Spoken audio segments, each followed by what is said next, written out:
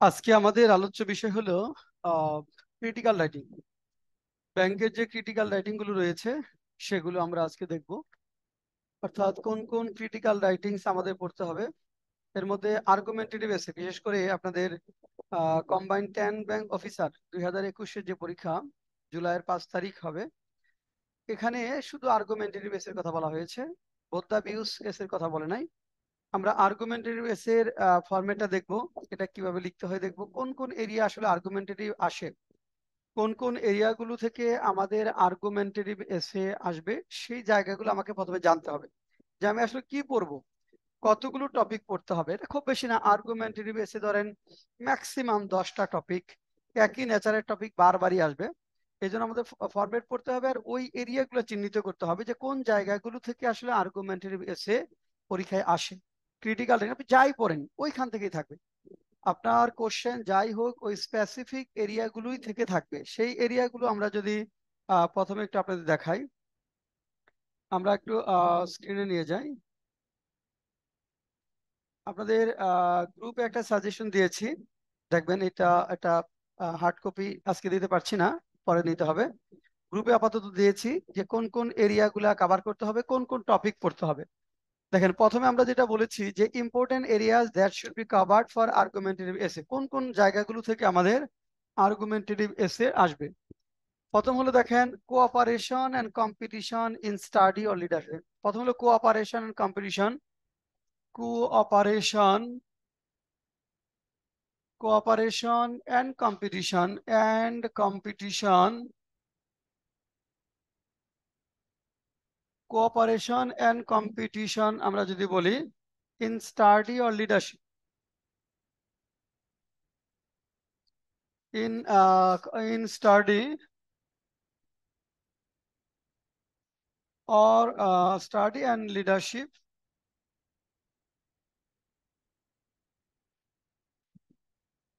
প্রথমটা হলো যে cooperation and competition in study and leadership. Study পড়াশোনার ক্ষেত্রে মানে কেউ বলছে যে কোঅপারেশন করা ছাত্রদের উচিত, কোঅপারেশন করা উচিত, বা কেউ বলছে কম্পিটিশনে যাওয়া উচিত। To what extent do you agree, এরকম। লিডারশিপের ক্ষেত্রে বিশেষ করে ইন্ডাস্ট্রি, বিজনেস এবং অন্যান্য যে লিডিং বিষয়গুলো আছে সেখানে অনেকে বলছে কোঅপারেশনটা ভালো ফল পাওয়া যায়, তুমি একমত পোষণ করো কিনা, অথবা কম্পিটিশনের মাধ্যমে ভালো ফল পাওয়া যায়, আমরা তুমি সেটা একমত পোষণ করো কিনা, এমনটি। তারপরে দেখেন the rule of both the parents in children's upbringing, the rule of both the parents in children upbringing, the rule of both the parents in children children's upbringing। ছেলে মেয়েদের লালন পালনের ক্ষেত্রে পিতামাতার যে ভূমিকাটা, some people say males can play equal role of women in upbringing their children. To what extent do you agree with the statement. অর্থাৎ ছেলে মেয়ে লালন পালনের ক্ষেত্রে পুরুষেরা নারীর মতোই কার্যকর ভূমিকা পালন করতে পারে, আপনি কতটুকু একমত পোষণ করেন। এটা ইদানিং এটা খুব বেশি কোশ্চেন হচ্ছে, বিশেষ করে জেন্ডার ইকুইটি নিয়ে। ছেলে মেয়ে লালন পালনের ক্ষেত্রে মা বাবা মানে পুরুষেরা মেয়েদের মতোই করতে পারে, এটা আপনি একমত পোষণ করেন কিনা। কেউ বলছে আরেকটা কোশ্চেন যে খাবার রান্না করার ক্ষেত্রে মানে পুরুষদের মেয়েদের সমান আহ, সময় দেওয়া উচিত, আপনি একমত পোষণ করেন কিনা। তারপর আরেকটা কোশ্চেন আসছে, সেটা হলো যে ছেলে মেয়ে লালন পালনের ক্ষেত্রে গৃহের কাজকর্মে মানে পুরুষদের নারীদের সমান সময় দেওয়া উচিত, সেটা আপনি একমত পোষণ করেন কিনা। এরকম মানে অর্থাৎ এখন এই জায়গাগুলো থেকে কোশ্চেন সবচেয়ে বেশি হচ্ছে। আচ্ছা, তাহলে ইম্পর্টেন্ট এরিয়া দেখেন, এরপরে যেটা হলো rule of teachers in making students effective citizen. Rule of teachers in making, আচ্ছা তারপর হলো তার আগে আছে দ্য রুল অফ, হ্যাঁ teachers, the rule of teachers in making students effective citizens. The rule of teachers in making students effective citizens. Students effective citizen. Effective citizens. The rule of teachers in making students effective citizen। অর্থাৎ ছেলে মেয়েদের কার্যকর নাগরিক হিসাবে তুলে ছাত্রছাত্রীদের কার্যকর নাগরিক হিসেবে তুলে ধরার ক্ষেত্রে টিচারদের ভূমিকা কোশ্চেন থাকতে পারে যে it is the duty of teachers to make students effective citizens of the society, how far do you agree with the statement, এরকম কোশ্চেন হতে পারে। তারপর থাকতে পারে ক্রাইম অ্যান্ড পানিশমেন্ট, এর বাইরে যেটা থাকে crime and punishment, crime and punishment নিয়ে থাকতে পারে, থাকে সাধারণত।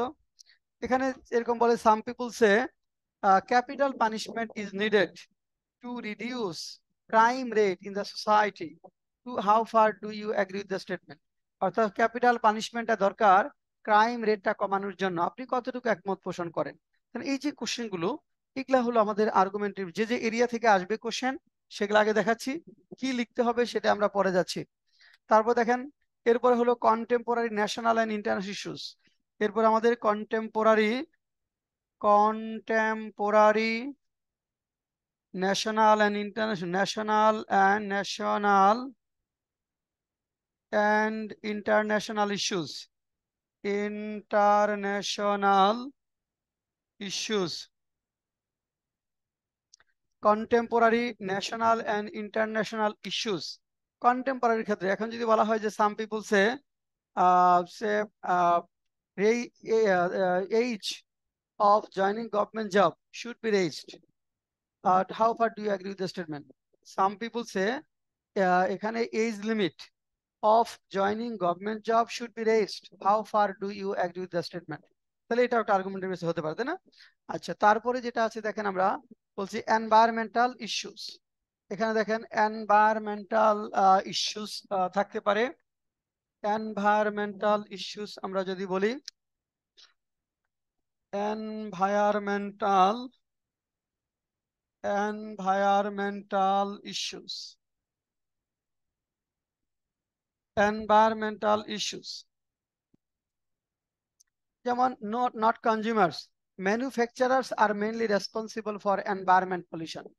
Not consumers, manufacturers are mainly responsible for environment pollution. How far do you agree with the statement? But to what extent do you agree with the statement? But do you agree or disagree, এরকম থাকবে।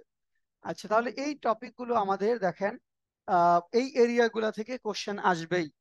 এই এরিয়াগুলো থেকেই 5-6টা topic আপনি পড়বেন, এখান থেকে ঘুরে ফিরে আসবে, যাই আসুক এখান থেকে লেখলে আপনার হবে, এই ন্যাচারালি থাকবে। তাহলে এর বাইরে আর কিছু থাকবে না। তাহলে এটা কিন্তু কভার করা খুব কঠিন কিছু না, তাই না? খুবই সহজ একটা, অর্থাৎ ব্যাংকের পরীক্ষা যারা দিবেন তাদের জন্য মানে সবচেয়ে সহজ একটা পার্ট হলো ক্রিটিক্যাল রাইটিং। জাস্ট ফরম্যাটটা মুখস্থ করবেন, ফরম্যাট মুখস্থ থাকলে এমনি ফরম্যাটের মধ্যে 150 শব্দ চলে আসবে, কারণ আপনার লিখতে হবে 200-250, এর মধ্যে 150 ফরম্যাটের মধ্যে চলে আসবে। তাহলে ফরম্যাট জানা থাকলে কিন্তু লেখা যাচ্ছে, তাই না? আর বাকি 100 শব্দ যেটা লিখতে হবে সেখানে আপনি কিছু এক্সাম্পল দিবেন, দু একটা পয়েন্ট অ্যাড করবেন, তো ওই জায়গাগুলোতে যে আপনার লেখার মানটা কেমন সেটা অ্যাসেস হবে। ওই জায়গাগুলোতে আপনার লেখার মানটা কেমন সেটা অ্যাসেস হবে, গুরুত্বপূর্ণ। এটা হলো 35, 30, 35, বিশাল একটা মার্কস কিন্তু। হ্যাঁ, হ্যাঁ 30 ধরেন।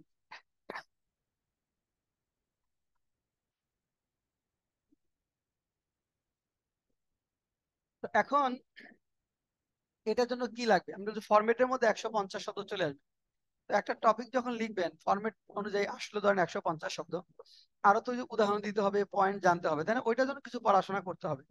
যারা ইংরেজি লিখতে পারে, আমি আবারও বলছি, যারা ইংরেজি সেন্টেন্স লিখতে পারেন নির্ভুল করে, তারা এটা মিনিমাম ধরেন 20 পাবেন। খালি যদি আপনি 200-250 শব্দ লিখে দিয়ে আসতে পারেন, ধরেন এখানে মিনিমাম ধরেন 16-17 পাবেন, মিনিমাম 16-17 পাবেন। একটু ভালো হলে এখানে 25 পর্যন্ত আপনি অ্যানসার করতে পারবেন। এটা এমন একটা টপিক যে এখানে একটু ভালো হলেই 30-এ আপনি 25 পাবেন, বিশাল একটা মার্কস কিন্তু। এটা অনেকে আপনার যেটা করে এটা অ্যাভয়েড করার চেষ্টা করে, মানে অত এফোর্ট দেন, এটা কিন্তু আপনার হ্যাঁ শেষে, হ্যাঁ শেষেই লেখেন, কিন্তু এটা আপনি লিখবেন এমন ভাবে নিজেকে প্রিপেয়ার করতে হবে যেটা হলো 10 মিনিটের মধ্যে লিখে ফেলা যাবে, 10 মিনিট মধ্যে 25 নাম্বার অ্যানসার করতে পারবেন। তো এটার জন্য ফরম্যাটটা জানতে হবে আর নলেজ লেভেলটা লাগবে, যে 10-12টা টপিক আমরা দিব, ওইগুলাই বারবার আপনাকে করতে হবে। এখন যদি কালকে যাদের পরীক্ষা তাদের পক্ষে তো এখন অতটা, হ্যাঁ শোনাম, কালকে যাদের পরীক্ষা তাদের পক্ষে তো আজকে অতটা মানে এই কালকের মধ্যে অতটা কভার করতে পারবে না, কিন্তু পরে যাদের পরীক্ষা তাদের জন্য দেখবেন খুব ভালো সলিড একটা প্রিপারেশন হবে। কারণ আমাদের স্টুডেন্ট ধরেন সবসময় বলি পরীক্ষা দিয়ে আপনার বুঝতে হবে আপনি চাকরিটা পাবেন, পরীক্ষা দিয়ে আপনার বুঝতে হবে যে আপনি চাকরিটা পাবেন। যখন এটা আপনি না বুঝবেন তখন আপনার চাকরি হবে না। ক্লিয়ার কাট কথা এটা। যেন এই করোনা প্যান্ডেমিকের আগে ঢাকা ইউনিভার্সিটি একটা মেয়ে, ও ফিনান্স ব্যাকগ্রাউন্ডের, করোনার সময় অনলাইন কোর্স করছিল। তো তখন তো ঘরে বসে করাই, এত স্ট্যান্ডার্ড আপডেটও না প্রযুক্তি। তো পরীক্ষা দিয়ে ফোন দিয়েছে প্রাইভেট ব্যাংকে। ফোন দিয়ে বলছে স্যার আমার চাকরিটা হবে। মানে বললাম তোমার চাকরি হবে, তুমি কনফার্ম হলে কি করে? কয় স্যার ফোর্থ ইন্ডাস্ট্রিয়াল রিভলিউশন যে এসেটা আপনি লিখে দিয়েছিলেন ওইটা আসছে স্যার, আমি হুবহু লিখছি। তো আমার মনে হয়েছে যে এটা অনেক মার্কস, আমি চাকরি পাবো। সম্ভবত 60 to 70,000 টাকা স্যালারি, স্টার্টিং স্যালারি। চাকরিটা ওর হয়েছে। অতঃপর চাকরির পরে বলতে স্যার আমি এখন জীবনে আর দুইটা পরীক্ষা দিব, একটা হলো বাংলাদেশ ব্যাংকের এডি, আর বিসিএস, এর বাইরে কোনো পরীক্ষা দেব না। জাস্ট থিঙ্ক করেন যে একটা এসে হুবহু সে লিখে আসে, কারণ আমরা ওই ফোর্থ ইন্ডাস্ট্রিয়াল রিভলিউশন এসে ওই মুহূর্তে আমরা সাজেশনে রাখছি, যেটা খুব গুরুত্বপূর্ণ। মানে করোনার প্যান্ডেমিকের জন্য তো রিভলিউশনটা আমরা আসলে ওইভাবে টের পেলাম, তাই না? যে কেন রিভলিউশন ধরে, কেন প্রযুক্তির দিকে আমাদের আসতে হলো, শিফট করতে হলো। পরীক্ষা দিয়ে আমাকে ফোন দিয়ে বলছে স্যার চাকরি হবে। পরে জামাই আমার স্টুডেন্ট, কাস্টমসে জব করে। আহ দুইজনই। জামাইয়ের আগে চাকরি হয়েছে, পরে বউর হলো আর কি। তো এরকম অনেক কাপলস আছে যে আগে জামাই চাকরি হচ্ছে, এখন এই যেই ব্যাচে সজীব নামে একজন আছে, পরে 41 হয়েছে, বউর হয়েছে 43, দুজনে আমার স্টুডেন্ট। এখন ইস্যুগুলো হলো যে কেন বলছি যে এগুলাই আসবে। আমি যেটা বলছি যে আমি দীর্ঘদিন দিয়ে যে কাজ করছি, এগুলাই, যেগুলা বলছি এগুলাই আসবে, আপনাকে এগুলাই পড়তে হবে, আর কিছু বড় দরকার নেই। তাহলে এই যে এরিয়া, তাহলে এই 6টা এরিয়ার কথা বললাম কি কি। অর্থাৎ ক্রিটিক্যাল রাইটিং এর importance area: cooperation and competition in study or leadership, the role of both the parents in children's upbringing, the role of teachers in making students effective citizen, crime and punishment, contemporary national and international issues, আর environmental issues। এই টপিকগুলো নিয়েই আমাদের critical writing আসবে, এর বাইরে কিছুই আসবে না। তাহলে এখানে ধর প্রত্যেকটা একটা করে 2 পয়েন্ট, 6টা পড়লে কেমন পড়বে? 12টা পড়বেন, দুই নেচারের হয়। কারণ প্যারেন্টস নিয়ে খুব বেশি হয়, প্যারেন্টস নিয়ে খুব বেশি কোশ্চেন হচ্ছে, কম্পিটিশন নিয়ে কোশ্চেন হচ্ছে, স্টুডেন্টদের টিচারদের রুল নিয়ে কোশ্চেন হচ্ছে, এই জায়গাগুলো। মানে চিলড্রেন নিয়ে খুব বেশি কোশ্চেন থাকে। চিলড্রেন, ক্যারিয়ার, কম্পিটিশন, এই কোশ্চেন গুলোই থাকবে বারবার। আর কন্টেম্পোরারি ইস্যু মাঝে মাঝে আসে, সমসাময়িক ইস্যু, যে এজ লিমিট বাড়ানো উচিত কিনা, যেগুলো বিতর্কিত বিষয় হয়। যেমন ধরেন সরকার রেপের বিরুদ্ধে যখন ডেথ পেনাল্টি করলো না 2 বছর আগে, ধর্ষণের বিরুদ্ধে মৃত্যুদণ্ডের আদেশ যখন করলো, তখন এই ক্যাপিটাল পানিশমেন্ট নিয়ে কোশ্চেন আসছিল। মানে ওই কন্টেম্পোরারি ইস্যুগুলো থেকে আসে। আর হলো পড়াশোনা নিয়ে, কম্পিটিশন নিয়ে, চিলড্রেন নিয়ে, এইগুলা নিয়ে, মা বাবা ফ্যামিলিতে মা বাবার রুল কি, ওইগুলা নিয়ে কোশ্চেন হয়। এখন তাহলে দেখেন, আমরা সাজেশন দিয়েছি একটা, আপনাদের গ্রুপে দিয়েছি, দেখবেন এই সাজেশনের মধ্যে যে এসি গুলার কথা বলেছি, এই এসি গুলাই পড়বেন এই কালকে 5 তারিখের পরীক্ষার জন্য। কারণ এখানে বলে দিছে আর্গুমেন্টারি বেস, তাই না? কালকে কার কার পরীক্ষা আছে? হাসিব আছে। আর্গুমেন্টারি বেস না শুধু? ক্রিটিক্যাল রাইটিং এর মধ্যে শুধু আর্গুমেন্টারি বলছে না, বোথ দা ভিউজ বলছে না, শুধু আর্গুমেন্টারি বেস। আর্গুমেন্টারি পড়বো আমরা। বোথ দা ভিউজ এবং আর্গুমেন্টেটিভ এসে, এই দুইটা মিলে ক্রিটিক্যাল রাইটিং, একই জিনিস। 80% সেম, 90% সেম। এখন আপনাদের এটা গ্রুপে থেকে আপাতত সাজেশন দেখে নেবেন, পরে আমরা পরের ক্লাসে হার্ড কপি দেওয়ার চেষ্টা করব। প্রথমে হলো 1 নম্বর, স্যার বলছি যে not consumers, manufacturers R mainly responsible for environmental pollution. How far do you agree with the statement? কনজিউমাররা না, ম্যানুফ্যাকচারাররা are mainly responsible for environmental pollution. যেখানে ভোক্তারা না, উৎপাদনকারীরাই মূলত এনভায়রনমেন্টাল পলিউশনের জন্য দায়ী। How far do you agree with the statement? Question যাই থাক, আর্গুমেন্টারি বেস আমরা ফর্মেট দেখাবো, তার আগে বলছি যে কোশ্চেন যেটাই থাক, দুইটা ভিউ আলোচনা করতে হবে। এজন্য বলছে যে ধরেন নট কনজিউমার্স, ম্যানুফ্যাকচারার্স তারা বলছে। তাহলে আমি যদি এগ্রি করি, আমি এগ্রিও করতে পারবো, ডিসএগ্রি করতে পারবো, তবে আমি যে পক্ষে থাকবো সেই পক্ষের কথাগুলো আগে বলবো, আর আমি যে পক্ষে না সেই পক্ষের যুক্তিগুলো পরে তুলে ধরবো। এইভাবে আর্গুমেন্টেটিভ এসে বা ক্রিটিক্যাল রাইটিং গুলো লিখতে হবে। হ্যাঁ, এটা বলছি যে ইন্ট্রোডাকশনে বলে যাবেন আপনি কোন পক্ষে আছেন।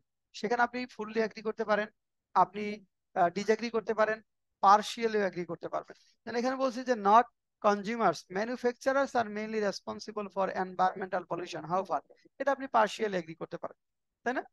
এখানে বলছে যে কনজিউমাররা না, ম্যানুফ্যাকচারারই মূলত পরিবেশ দূষণের জন্য দায়ী। এখন আমি পরিবেশ, ম্যানুফ্যাকচারার কিভাবে পরিবেশ দূষণের দায়ী সেটা আমরা বলবো। যে তারা ধরেন তারা যে মিলস এন্ড ফ্যাক্টরি থেকে পণ্য উৎপাদন করে, তারা এখানে ধরেন অ্যাফ্লুয়েন্ট ট্রিটমেন্ট প্লান্ট ইটিপি যেটা সেটা মেনটেন করে না, ব্ল্যাক স্মোক হয় ওইখান থেকে, ইন্ডাস্ট্রিয়াল ওয়েস্টেজ ভালোভাবে ট্রিট করা হয় না, ওগুলো পরিবেশকে দূষিত করে, ইত্যাদি ইত্যাদি অনেক কথা বলা যাবে এখানে।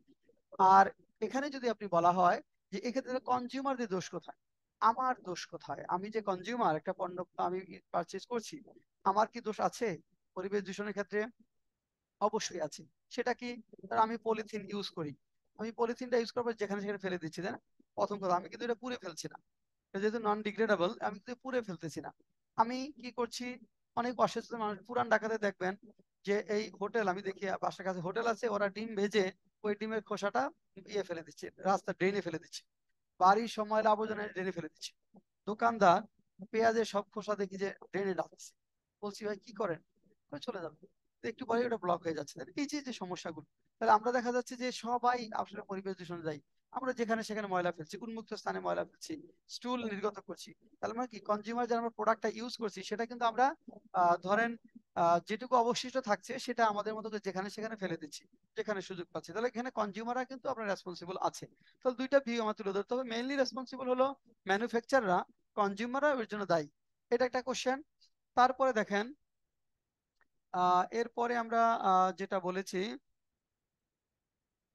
এরপর 2 number question, it is not unethical to acquire, it is not unethical to acquire exceptionally high financial assets. Do you agree or disagree? চমৎকার একটা কোশ্চেন আসে, নতুন ধরনের একটা কোশ্চেন পেলাম। এখানে বলছে ইট ইজ নট, দেখেন, unethical to acquire exceptionally high financial assets.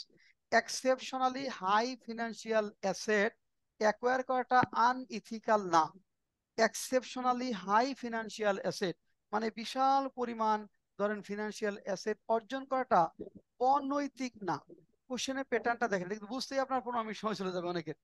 যে এখানে এক্সেপশনাল যে আমাদের ফিনান্সিয়াল অ্যাসেট গুলো আছে, মানে high amount of financial asset অর্জন করাটা আপনার আনইথিক্যাল না। কি করবেন, এগ্রি করবেন না ডিসএগ্রি করবেন?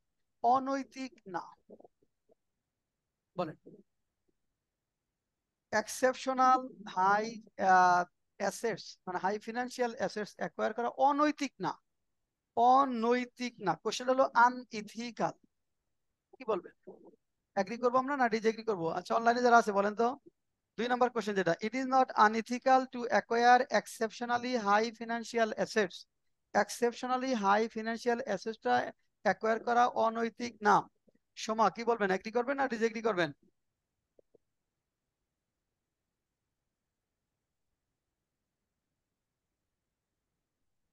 আলামিন খান এগ্রি করবেন না ডিসএগ্রি করবেন?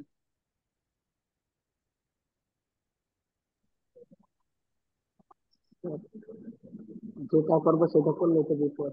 হ্যাঁ, যেটা করবেন সেটা করলে বিপদ। আচ্ছা, তানিম আহমেদ কি করবেন, এগ্রি না ডিসএগ্রি?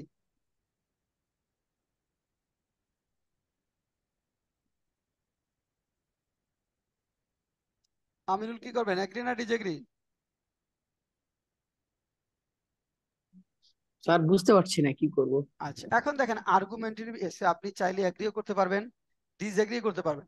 আপনি এগ্রি করলেন বা ডিসএগ্রি করলেন, এটার জন্য এক্সামিনারে কোনো হেডেক নাই। প্রথম কথা যেটা, আপনি এগ্রি করলেন না ডিসএগ্রি করলেন, এটা নিয়ে এক্সামিনারের কোনো হেডেক নেই। আপনি কি যুক্তি দিচ্ছেন সেটাই হলো হেডেক। তাহলে আপনার যুক্তির উপর ডিপেন্ড করবে। আচ্ছা, এটা যাই, তার আগে এটা যাওয়ার আগে একটু বলি। ধরেন যে কোনো সায়েন্টিফিক ইনভেনশন নিয়ে যখন কোনো কোশ্চেন আসবে, সেটা যদি কোশ্চেনে নেগেটিভলি বলে, মানে সায়েন্টিফিক ইনভেনশনের সবসময় পক্ষে থাকবেন। যদি এরকম বলা হয়, দেখেন যে যদি বলা হয় ধরেন ইনভেনশন অফ সায়েন্টিফিক ইনভেনশন বা ইন্টারনেটের কথা যদি বলা হয়, যে internet has destroyed our social communication, how far do you agree with the statement? যে internet and social media has destroyed relationship among family members and friends, how far do you agree with the statement? তাহলে এটা ধ্বংস করে দিয়েছে ধরেন, বলছে এটা অনেকখানি ধ্বংস করছে, কিন্তু আপনার এটা তো পজিটিভ সাইডটাই বেশি, তাই না? এটা আপনি ডিসএগ্রি করবেন। মানে সায়েন্টিফিক ইনভেনশন যদি কোশ্চেনে নেগেটিভলি অ্যাপ্রোচ করা থাকে, ওটা আপনি ডিসএগ্রি করবেন, মানে সায়েন্টিফিক ইনভেনশনের পক্ষে থাকবেন। যে কোনো সায়েন্টিফিক ইনভেনশন, হ্যাঁ, ডিনামাইটের পক্ষে থাকবেন। ওটা তো উদ্দেশ্য ছিল ভালো কাজ করার জন্য, তাই না? ডিনামাইট কত বড় বড় কাজ করা যাচ্ছে। যে কোনো সায়েন্টিফিক ইনভেনশনের পক্ষে আপনার অবস্থান হবে। তবে নেগেটিভ সাইডটা যেটা মানুষ অ্যাবিউজ করে মানুষের ভোগান্তির কারণ হচ্ছে, তাহলে এটা মানুষ যদি তাদের বিচক্ষণতা ইউজ করে, তাদের যে তারা যে সেরা জীব, এটা যদি তারা ইউজ করে, এটা অনুযায়ী যদি তারা আসলে কর্মকাণ্ড পরিচালনা করে, কোনো সাইন্টিফিক ইনভেনশনই মানুষের জন্য কাজ হতে পারবে না। তাহলে সাইন্টিফিক ইনভেনশন রিলেটেড, তারপরে আপনার ইনোভেটিভ যে বিষয়গুলো আছে, সোশ্যাল মিডিয়া, ইন্টারনেট, এগুলা নেগেটিভ কোশ্চেনে নেগেটিভ বললে আপনি ডিসএগ্রি করবেন, কোশ্চেনে পজিটিভ বলে আপনি এগ্রি করবেন, মানে এগুলোর পক্ষে আমরা থাকবো। সোশ্যাল মিডিয়া দিয়ে দেখেন, একটা জিনিস চিন্তা করেন, এই যে ইন্টারনেট আজকে ঘরে বসে ক্লাস করছে, তাই না? যে আপনি এখন সারা বাংলাদেশে কোথায় তারা, সেখান থেকে এই ক্লাসগুলো সে শুনছে। তাহলে এটা ইন্টারনেটে বদলিত হয়েছে না? তো এখানে ধরেন যারা জব করে জব পাবে, তাদের একটা ক্যারিয়ার হয়ে যাচ্ছে, জেনারেশন চেঞ্জ হয়ে যাচ্ছে। তাহলে আপনি ইনভেনশনটা কিভাবে ইউজ করছেন সেটা আপনার হেডে, কিন্তু সায়েন্স তো আপনার যেটা ইনোভেশন যেটা, সেটা আপনার কল্যাণের কথা বলেছে। তাহলে এই জন্য এটা সব পক্ষে থাকুন। এখন যেটা বলছিলাম, এই কোশ্চেন আমি নতুন পেলাম, এটা একটা পরীক্ষায় আসে। মানে কোশ্চেনটা হলো, আবারও বলছি, যে 2 number question, it is not unethical to acquire exceptionally high financial assets. Exceptionally high financial অ্যাসেটটা অ্যাকোয়ার করা আপনার অনৈতিক না। এখন দেখেন, এটা নৈতিকতার এবং অনৈতিকতার কোশ্চেন, তাই না? এটা কিন্তু আপনার বলে নাই যে মানে এটা অবৈধ বলে নাই, ইলিগাল বলে নাই, বলছে আনইথিক্যাল না, নৈতিকতার প্রশ্ন। এখন নৈতিক ভাবে যদি আপনি চিন্তা করেন, নৈতিকতার যে বিষয়গুলো সেখানে, আমি ধরেন খেয়ে আছি, আরেকজন আমার পাশের বাসায় না খেয়ে আছে, এখন সে হয়তো খেতে চায়, আমি যদি তাকে খাবারের ব্যবস্থা না করি, আমার প্রচুর আছে, তাহলে সেটা নৈতিক হবে কিনা? এটা অবশ্যই অনৈতিক একটা কাজ হবে, তাই না? অর্থাৎ এই যে বিষয়গুলো, আপনি হাই ফিনান্সিয়াল অ্যাসেট অ্যাকোয়ার করছেন, এটা করতে গিয়ে অনেককেই কিন্তু অনৈতিকতার পথ বেছে নিতে হয়, তাই না? হাই ফিনান্সিয়াল অ্যাসেট অ্যাকোয়ার করার ক্ষেত্রে এটা নর্মালি অনেক অনৈতিক পন্থায় তাদেরকে এটা করতে হয়। সে খুব কম পিপুলে আছে দেখা যাচ্ছে যে নৈতিক ভাবে সকল নিয়ম কানুন মেনে ব্যবসা করে আপনার অনেক হাই ফিনান্সিয়াল অ্যাসেট অ্যাকোয়ার করতে পারে। তাহলে অধিকাংশ যে ফাঁকি দিচ্ছে, চুরি করছে, এটা করছে, লুট করছে, ভয় দেখিয়ে নিচ্ছে, তাহলে এই প্রক্রিয়াটাই আসলে কিন্তু অনেকটা অনৈতিক ভাবে হচ্ছে অনেকের ক্ষেত্রে। কাজেই হাই ফিনান্সিয়াল অ্যাসেট যে অর্জন করার যে প্রক্রিয়া, এটা আমরা প্রথমে যদি বলি, যে এটার প্রথম কাজ হলো যে একটা পারসন যখন হিউজ অ্যামাউন্ট অফ মানি এবং ওয়েলথ অ্যাকোয়ার করবে, সেটা সমাজের অনেক মানুষের সমস্যার কারণ হবে। সমস্যার কারণ হবে, আমাদের তো রিসোর্সেস অফ দিস ওয়ার্ল্ড আর লিমিটেড, তাই না? এই লিমিটেড রিসোর্স দিয়ে কিন্তু ম্যাক্সিমাম ডিমান্ড আমাদের মেনটেন করতে হবে। এখন একটা সমাজের যতটুকু রিসোর্স, তার ধরেন 50% যদি একজনের হাতে থাকে, আর 50% যদি 99%-এর হাতে থাকে, তাহলে কিন্তু ওই 99-এর মধ্যে দেখা যাবে 10% আছে যাদের কোনো অ্যাসেটই নাই, তাদের কিছুই নাই, তাদের জীবনটা হবে মানবতা, তাই না? তারা কোনো কিছুই জীবনটা কিছুই এনজয় করতে পারবে না, কষ্টে দুঃখে তাদের জীবনটা যাবে। তাহলে যখন একটা শ্রেণী হাই ফিনান্সিয়াল অ্যাসেটস অ্যাকোয়ার করবে, তখন আরেকটা শ্রেণীর দুর্দশায় পতিত হবে। এটা অবশ্যই নৈতিকতার মানদণ্ডে আনইথিক্যাল হবে, লেখা যাবে না? এক। আবার হলো আরো পয়েন্ট যখন বলবেন, যে এটা যখন এই হাই ফিনান্সিয়াল অ্যাসেট যারা অ্যাকোয়ার করেছে, তাদের ইতিহাস থেকে যদি আমরা দেখি ডেভেলপিং কান্ট্রিজের, এটা অধিকাংশই কি করছে, যে আপনার আহ, এখানে অবৈধ পন্থায় করছে। উদাহরণ দিতে পারেন, যে ডেভেলপিং কান্ট্রিজের অনেক মানুষ মানে illegally high financial asset acquire করে উন্নত দেশে তারা বাড়ি করে। বেগম পাড়ার এক্সাম্পল আনতে পারবেন, যে কানাডাকে চুজ করে সে আরামায়েশে থাকার জন্য। অর্থাৎ একটা দেশের সম্পদ লুট করে, অনৈতিকভাবে লুট করে তারা বাড়ি তৈরি করে ডেভেলপ কান্ট্রিগুলোতে, আর নিজে আরাম আয়েশে থাকে, অথচ যেটা করে, এটা করতে গিয়ে অনেক মানুষের জীবন দিতে হয়, অনেক মানুষকে না খেয়ে থাকতে হয়, অনেক মানুষকে জেলে থাকতে হয়, জেলে পুড়তে হয়। তাহলে এখানে এটার মাধ্যমে যেটা হচ্ছে, যে আমাদের সমাজ ব্যবস্থাটা কলুষিত হচ্ছে, সমাজে ক্ষোভ তৈরি হচ্ছে। যখন আরেকটা হলো, যেটা মানুষের মধ্যে বড় ধরনের ক্ষোভ তৈরি করছে, কারো যখন আপনার বিশাল কিছু আছে, আপনার প্রতিবেশী নাই, আপনার অনেক কিছু আছে, আপনার প্রতিবেশী আপনাকে শ্রদ্ধা করবে, এটা ভাবার কোনো কারণ কিন্তু নাই, আছে? আছে। তাহলে এটা একটা বিশাল বৈষম্য তৈরি করবে, এবং এটা একটা ফ্রাস্ট্রেটেড সোসাইটি, বিশেষ করে যাদের কিছুই নেই আর যাদের অনেক কিছু আছে, তাদের মধ্যে কিন্তু একটা শত্রুতার পরিবেশ তৈরি হবে, ইমব্যালেন্স একটা সিচুয়েশন তৈরি হবে, ফ্রাস্ট্রেটেড একটা সোসাইটি তৈরি হবে, এক্সট্রিম ভায়োলেন্সের দিকে যাবে।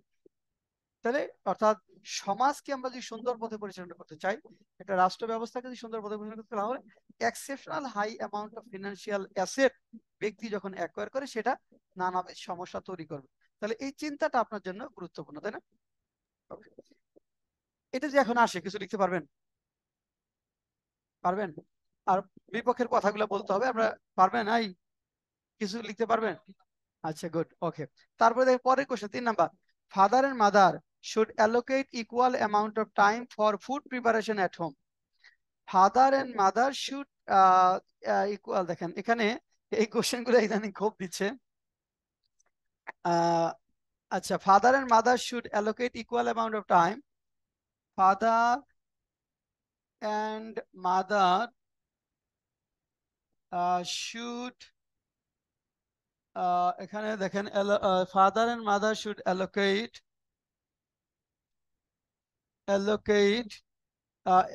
এখানে বলছে equal amount of time,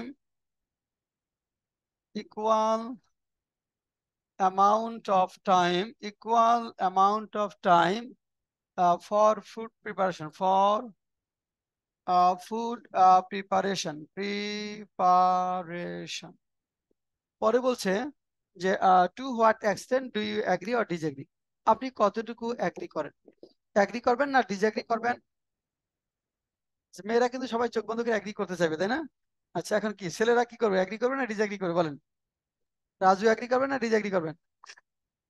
agree করবেন। হ্যাঁ, ইব্রাহিম কি করবা? ডিসএগ্রি।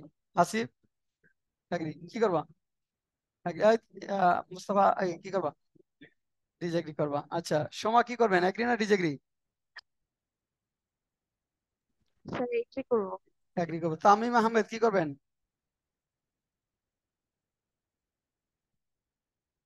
তামিম আহমেদ। আমিনুল কি করবেন, অ্যাগ্রি না ডিসএগ্রি? আলামিন খান? স্যার স্যার ডিসএগ্রি করবো। ডিসএগ্রি। আলামিন খান? আর এটা তো ভাবার বিষয় স্যার, যদি পজিটিভিটি বেশি পাই তাহলে তো এগ্রি করবো, আর পজিটিভিটি যদি বেশি পেলে অ্যাগ্রি করবেন, আর নেগেটিভিটি বেশি পেলে? তাহলে তো যার যার কাজ আছে। আচ্ছা, হ্যাঁ, এখন দেখেন এই কোশ্চেন গুলো নর্মালি মেয়েরা অধিকাংশই চোখ বন্ধ করে অ্যাগ্রি করবে, ডেঞ্জার ইকুয়ালিটির চিন্তা করে। এখন কোশ্চেনটা হলো যে এটা আমরা ডিসএগ্রি করব, এটা আমরা ডিসএগ্রি করব। এখন এগ্রিমেন্টের পক্ষেও জোরালো যুক্তি থাকবে।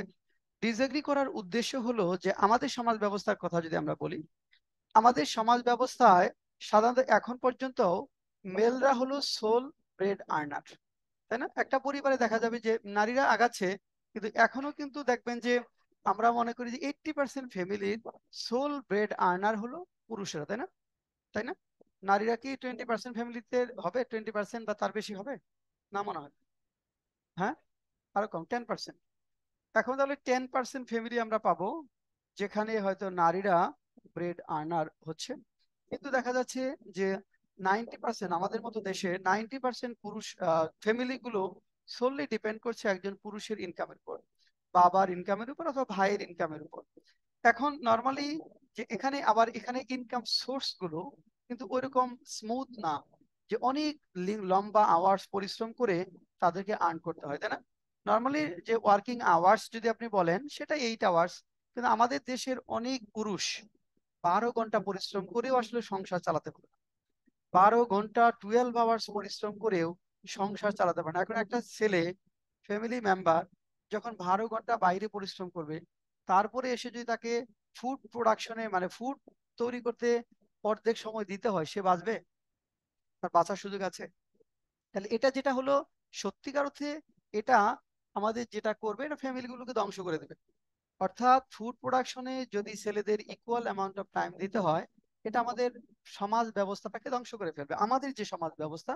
কারণ যেখানে একটা ছেলে সারাদিন অক্লান্ত পরিশ্রম করে, অক্লান্ত 8 ঘন্টা জায়গায় 12 ঘন্টা পরিশ্রম করে সংসার চালায়, সেখানে তখন যখন চিন্তা করা হবে যে ফুড প্রোডাকশন করতে 2 ঘন্টা, মানে ফুড রান্না করতে 3 ঘন্টা লাগবে, তাকে তো রাত 10টার সময় এসে রাতের খাবার রেডি করে বা ওয়াইফকে হেল্প করে বা যেখানে আছে সেটা করে তাকে তুলে, সেটা আমাদের জন্য অনেক ডিফিকাল্ট। হ্যাঁ, এটা কোথায় করা যায়?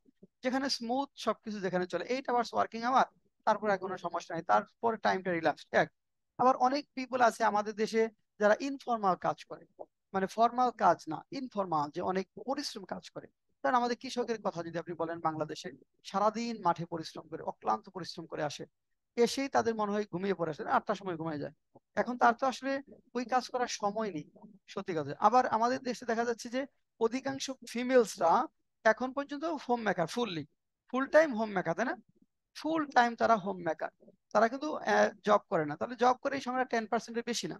10% ফিমেলরা জব করে, তার মানে 90% ফিমেলের কথা যদি আমরা বলি, তারা কি, যে তারা ফুল টাইম হোম মেকার।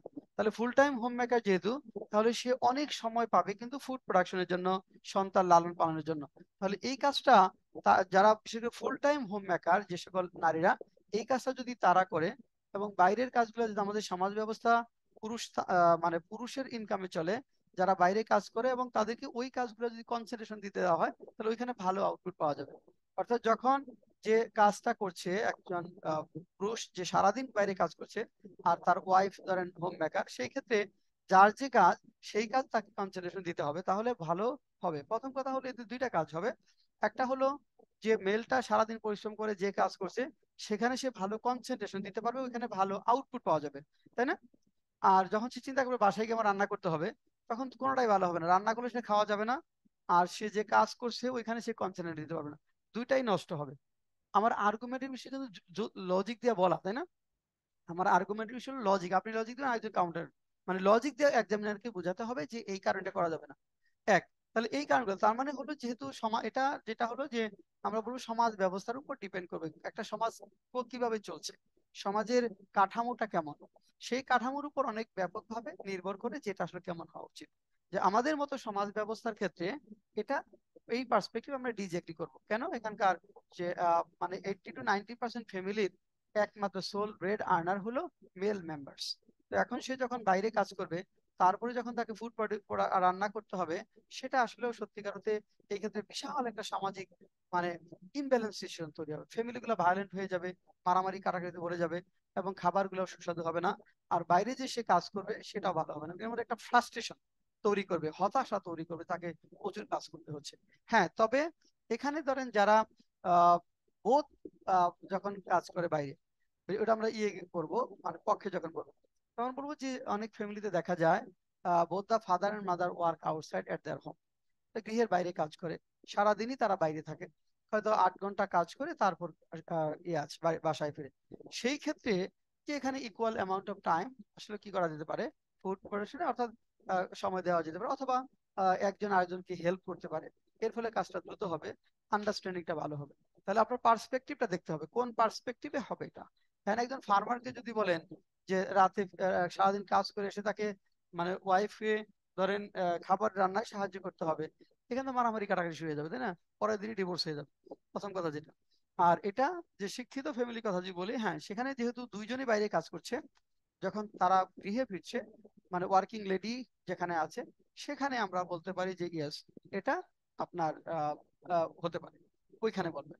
কনক্লুশনে গিয়ে আপনি একটু টেকনিক্যালি আনসার দিতে হবে যে এটার নর্মালি যে সমাজ ব্যবস্থা এখন পরিবর্তন হচ্ছে আমাদের আস্তে আস্তে, সেই পরিবর্তন প্রক্রিয়ার মধ্যে নারীরা মানে বিভিন্ন কর্মকাণ্ডে, মানি মেকিং অ্যাক্টিভিটিসে জড়িত হচ্ছে, সেটা বিবেচনায় যে এটা আমরা যেটা বলতে পারি যে আহ, সেই বিবেচনায় যে পুরুষরাও এখন আস্তে আস্তে কি করছে, এই কাজগুলায় সহযোগিতা করছে। অনেক পুরুষকে দেখা যাচ্ছে রান্না বান্না, সন্তান লালন পালনে প্রচুর সময় দিতে হচ্ছে, যেখানে বোথ দা প্যারেন্টস যেখানে জব করছে। কিন্তু যেখানে একজন ফুল টাইম মানি আর্নার, আরেকজন হোম মেকার, সেই ক্ষেত্রে কি করতে হবে যে এটা ইকুয়াল টাইম ডিস্ট্রিবিউশন গেলে আমাদের বড় ধরনের ইমব্যালেন্স সিচুয়েশন তৈরি হবে। লিখতে পারবেন এখন এটা? তার একটি প্রশ্ন ছিল। হ্যাঁ, প্রশ্ন বলেন। স্যার এই জায়গাতে স্পেসিফিক করে নাই যে দুইজনই জব হোল্ডার হতে হবে বা দুইজনই একজন আপনার মেজর যে ইনকাম করে দেওয়া হবে, সে তো এরকম স্পেসিফিক না, তখন আমি কোন দ্বারা বলতে পারবো? না, ওখানে কোশ্চেন তো এটা স্পেসিফিক থাকবে না, কোশ্চেন তো আপনাকে পয়েন্ট টেনে নিয়ে আসতে হবে। মানে কোশ্চেন দেখেন বলতেছে ফাদার, আপনার তো চোখ বন্ধ করে মেয়েদের মনে হবে যে হ্যাঁ সমান দিতে হবে, কারণ আমি একাই কেন রান্না করবো, তাই না? মানে এখন তো ওরা মানে কিছু মেয়েরা আছে যে ধরেন ক্লিয়ার কাট চয়েস নিয়েছে, যেমন এক এক ধরনের মেয়েদেরকে আপনি পাবেন যে জব করব, বাকি সব থাকুক বা না থাকুক, ক্লিয়ার কাট, যে আমাকে চাকরি করতে হবে, চাকরি আগে তারপরে বাকি সব, যদি চাকরি থাকার পরে ফ্যামিলি থাকে থাকলো, না থাকলে না থাকলো, এক। এটা হলো একটা শ্রেণীর মেয়েদের আহ, সিদ্ধান্ত, clear cut choice about career. আরেকটা হলো যে দুইটার মধ্যে ব্যালেন্স, আমাকে চাকরিও করতে হবে, ফ্যামিলিও বাঁচাতে হবে, অবশ্যই আমাকে দুইটা ব্যালেন্স করতে হবে, এবং এই দুইটা ব্যালেন্স করার জন্য তারা প্রাণপণে চেষ্টা করে।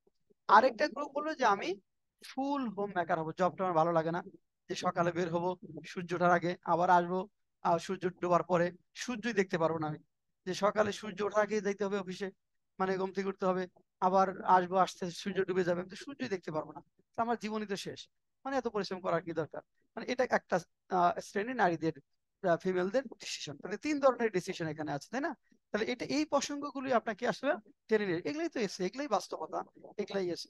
এখন তাহলে ওই প্রেক্ষাপটে চিন্তা করবেন যে আপনি যেহেতু আর্গুমেন্টারি বলছে, তাহলে আপনি ব্যাকগ্রাউন্ডের কথা বলে যে আমাদের মতো দেশের জন্য যেখানে এই প্রেক্ষাপটে আপনি যখন বিপক্ষে যাচ্ছেন তখন তো যুক্তি বলতে হবে, তাই না?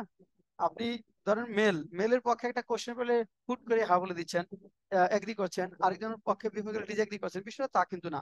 লজিক দিয়ে আপনাকে উপস্থাপন করতে হবে যে কেন এটা হওয়া উচিত না, কেন এটা হওয়া উচিত না। এই যে এখন কোটা বিরোধী যে আন্দোলন চলছে, এখানে অনেক মুক্তিযোদ্ধার ছেলে মেয়েদেরকে দেখছি তারা এটা বিরোধিতা করছে, তাই না?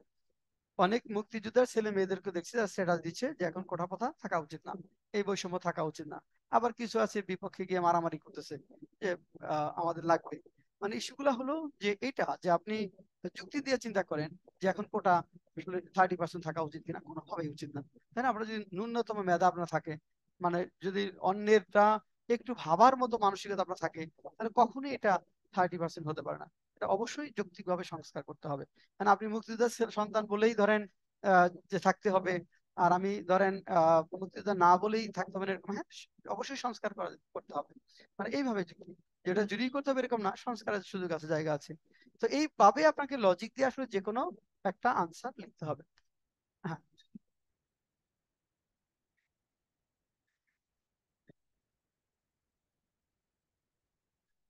একটু পরে আসতেছি, দেখাবো কোনটা কতটুকু হবে সেটা আসতেছি। আগে প্রথমে সাজেশনটা দেখেন আপনার কি কি লিখতে হবে, তারপরে আসেন। তারপর 4 number question, father and mother should allocate equal time for child rearing in a family. সন্তান লালন পালনের ক্ষেত্রে মা বাবা উভয়কেই সমান সময় দিতে হবে। ওটাও কিন্তু ওই একইভাবে, মানে ফুড প্রোডাকশন যা এটিতে ইদানিং খুব এগুলো বেশি আসতেছে। আচ্ছা, আরেকটা কোশ্চেন এর আগে আসছিল, এই 1 বছর আগে বোধহয়, সেটা হলো some people say mothers can best rear up children. That's why women are selected for this. Or some other people say father can also, now mothers can play effective role in parenting children. But আরেকটু বলছি যে fathers can also play role if they want. Discuss both the views and give your opinion. এটা কিন্তু parenting নিয়েছিল যে মায়েরা হলো parenting এর জন্য সেরা। এই কারণে দেখা যাচ্ছে যে এই কাজটা অনেক সমাজে মায়েদের উপরই বর্তায়। আবার কেউ কেউ বলছে না, যে বাবারাও এই কাজটা করতে পারে। Discuss both the views discuss করতে বলছিল, discuss both the views discuss করে আপনার মতামত দিতে বলছিল। এরকম কোশ্চেন যদি থাকে, ধরেন প্যারেন্টিং এর ক্ষেত্রে মায়েদের কথা বলা আছে, বাবাদের কথা বলা আছে, তাহলে ডিসকাস বোথ দা ভিউজ।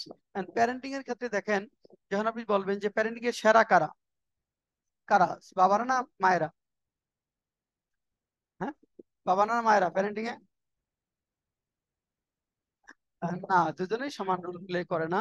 মায়ের সমান কখনোই বাবা রোল প্লে করতে পারবে না। কেন করতে পারবে না? এটা এই যে যুক্তি যে বিষয়টা, ধরেন একটা মা যখন কনসিভ করে তখন থেকে তার প্যারেন্টিংটা শুরু হয়, যুক্তি চিন্তা করতে হবে। অর্থাৎ তখন সে খাদ্যাভ্যাসে পরিবর্তন আনতে হয়, সে ঘুমাতে পারে না, ফিটাস কি সমস্যা হবে তখন থেকেই তাকে সেটা জানতে হয়, ওইভাবে সে প্যারেন্টিংটা শুরু করে। তার মানে বাবা প্যারেন্টিং শুরু করার 10 মাস আগে থেকে মা প্যারেন্টিং শুরু করে, এবং তার লার্নিংটা ওইভাবে হয়। তারপরে প্যারেন্টিং অর্থাৎ ভূমিষ্ঠ হওয়ার পর, তারপরে দেখেন এখানে ব্রেস্ট ফিডিং যেটা, এটা মায়ের, এখানে বাবার কিছু নাই এক।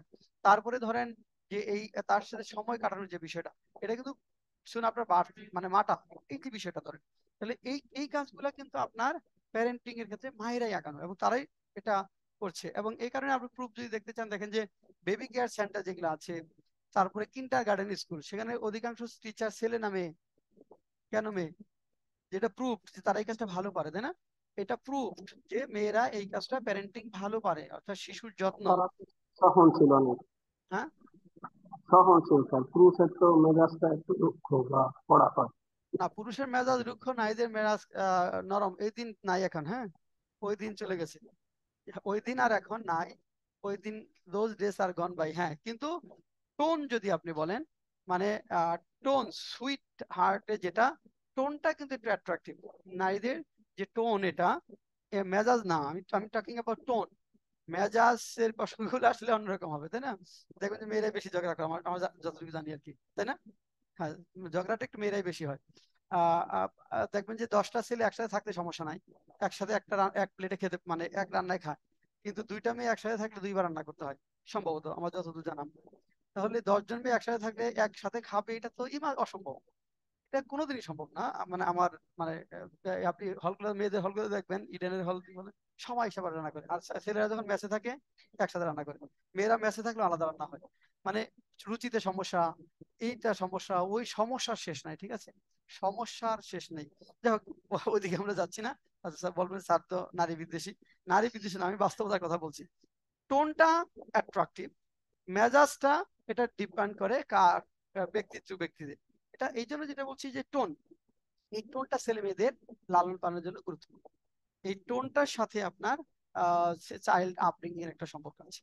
তারপর ন্যাচারাল, যেটা বললাম যে ন্যাচারালি তারা কনসিভ করে, ওইখান থেকে তাদের মধ্যে ওই দরদ মমত্রবোধটা তারা আগে থেকেই শিখে, তো এই কারণে অনেকখানি কভার করে ফেলতে পারে। আর সে যেহেতু সময় অনেক বেশি কাটায় তুলনামূলক ভাবে, আহ, মানে ব্রেস্ট ফিডিং থেকে শুরু করে অন্যান্য কাজের ক্ষেত্রে, সেখানে ওদের ভাষাটা বুঝতে বেশি সুবিধা হয়। অর্থাৎ চিলড্রেনদের, বেবিদের ভাষাটা ভালো বুঝতে পারে মায়েরা, কারণ অনেক সময় কাটালে স্বাভাবিক যে আপনার চোখকে কি বলছেন, আপনি পড়াটা বুঝতেছেন কিনা, আপনি অন্য কিছু ভাবতেছেন কিনা, এটা বুঝবো না। ওইরকম সময় বেশি দেওয়ার কারণে ওইটা অটোমেটিক চলে আসে। কারণ একটা ফ্রি ক্লাস যখন দেই, এখানে 50 জন স্টুডেন্ট থাকলে আমি বুঝি যে কোন স্টুডেন্টটা আর আসবে না ক্লাসে। হ্যাঁ, মানে আর কোন স্টুডেন্ট আসবে, ওটা কিন্তু চোখে একবার দিকে তাকালেই বুঝতে পারি সে কি ভাবছে। মানে বুঝতে পারি যে কে বিরক্তি হয়ে বসছে, সে চাচ্ছে তাড়াতাড়ি উঠে যাচ্ছে না কেন, কিন্তু উঠতে পারতেছে না কারণ খারাপ দেখা যায়।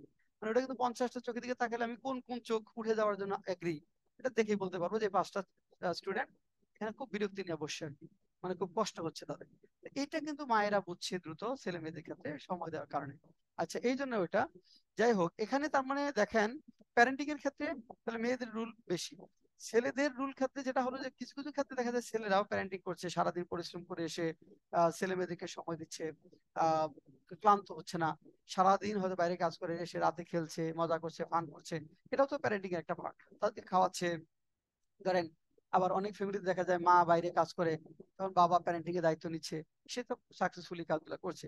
তার মানে তারাও পারে, তবে যদি আপনি বলেন যে ন্যাচারাল ইনস্টিংক্ট এর কারণে, ন্যাচারাল ইনস্টিংক্ট এবং সমাজ ব্যবস্থা ট্রেডিশনাল রুলের কারণে নারীরা প্যারেন্টিং এ অবশ্যই পুরুষদের থেকে এগিয়ে, তবে পুরুষরা আস্তে আস্তে এই কাজগুলা শিখছে এবং ভালো করার চেষ্টা করছে। এইভাবে মতামতগুলো দিতে হবে। আচ্ছা, তারপর দেখেন,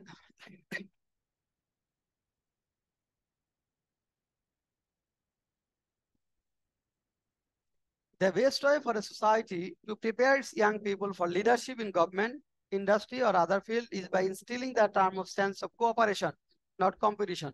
এখানে দেখেন বলা হয়েছে, এটা বারবারই কোশ্চেন আসে, অনেকবার এসেছে। The best way for a society to prepare its young people, young পিপুলকে মানে তৈরি করার সবচেয়ে সেরা উপায় হলো in government, industry, other field. গভর্নমেন্টের ক্ষেত্রে, শিল্প ইন্ডাস্ট্রিতে, অথবা অন্যান্য ফিল্ডে সেরা উপায় হলো যে sense of instilling the sense of cooperation, not competition. Cooperation করে আসলে লিডারশিপটা ভালো করা যায়, কম্পিটিশনের মধ্যে না। How far do you agree the statement? তার মানে কোশ্চেন বলছে instilling them a sense of cooperation, not competition. কোঅপারেশনের মাধ্যমে লিডারশিপটা বিভিন্ন ক্ষেত্রে ভালো করা যাবে, আপনার এর মাধ্যমে না, কম্পিটিশনের মাধ্যমে না। তো এটা আমরা এগ্রি করব না ডিসএগ্রি করব? হ্যাঁ, কোঅপারেশনের মাধ্যমে আসলে লিডারশিপটা বেশি গ্রো করানো যায়। এখানে লিডারশিপের যে জায়গাগুলো কেন আছে, কোঅপারেশন করলে যখন আপনি ধরেন একটা গ্রুপে আমরা কোঅপারেশন করব, এখানে এগ্রি ডিসএগ্রি দুইটা জায়গায় আছে। যে গ্রুপে যখন আপনি লিডারশিপের কথা বলবেন, যে কোঅপারেশনের মাধ্যমে কি নেতৃত্ব গুণটাও বিকশিত হবে, তার প্রতি অন্য যারা থাকবে তাদের একটা শ্রদ্ধাবোধ, ভালোবাসা জায়গা তৈরি হবে, তাই না? অর্থাৎ এইভাবে লিডারশিপ পুরো গ্রুপটা যখন ভালো করবে কোঅপারেশনের মাধ্যমে, তখন ওভারঅল আউটপুটটা ভালো হবে। সেটা আমরা বিজনেসে বলতে পারি, লিডারশিপ, গভর্নমেন্টের ক্ষেত্রে, অন্যান্য ক্ষেত্রে। আবার এটা বিপরীত কিছু কিছু নেগেটিভ সাইডও আছে, যে বিশেষ করে লিডারশিপের ক্ষেত্রে, একটা বিজনেস লিডারশিপের ক্ষেত্রে কোঅপারেশনের বিষয় যখন আসবে, কারণ আপনি চাইলেই তো আপনার গোপন বিষয়গুলো আরেকজনকে দিয়ে দিবেন না, তাই না? কোঅপারেশন করবেন না। বিজনেস লিডারশিপ যারা, তারা ধরেন একটা কৌশলের মাধ্যমে একটা জায়গায় চলে গেছে, একটা গুডউইল ডেভেলপ করেছে, তাদের কিছু সিক্রেটস আছে। এখন এটা কিন্তু সে কোঅপারেট করবে অন্য লিডারদের সাথে? ডেফিনেটলি না। নেগেটিভ পজিটিভ দুটোই আছে। নেক্সট ওয়ান দেখেন, Without capital punishment, our lives are less secure and crimes of violence increase. আচ্ছা, without capital punishment our lives are less secure and crimes of violence increase. মানে capital punishment ছাড়া আমাদের জীবনটা less secure এবং violence crime, ভয়ানক যে ক্রাইমগুলো আছে সেগুলো বৃদ্ধি পাবে। আপনি এগ্রি করেন কিনা এখন বলেন? ক্যাপিটাল পানিশমেন্ট এটা এগ্রি করবেন না ডিসএগ্রি করবেন? ক্যাপিটাল পানিশমেন্ট থাকলে অপরাধ কমবে, ক্যাপিটাল পানিশমেন্ট না থাকলে অপরাধ বাড়বে। এটা পক্ষে না বিপক্ষে?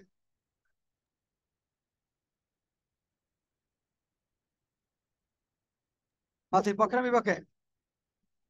এগ্রি? রাজু এগ্রি?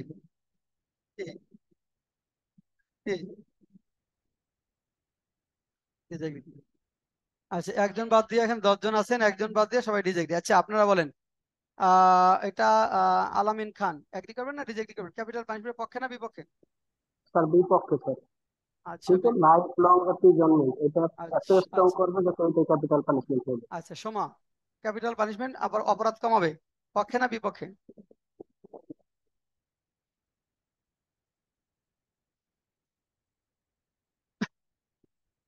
আচ্ছা, এখন দেখেন ক্যাপিটাল পানিশমেন্ট পৃথিবীর যে সকল দেশে মৃত্যুদণ্ড নেই, আমরা ইউরোপের স্ক্যান্ডিনেভিয়ান কান্ট্রিগুলোর যদি কথা বলি, ধরেন সুইডেন, সুইজারল্যান্ড, ডেনমার্ক, ফিনল্যান্ড, এই যে গুলা, এখানে কি মৃত্যুদণ্ড আছে?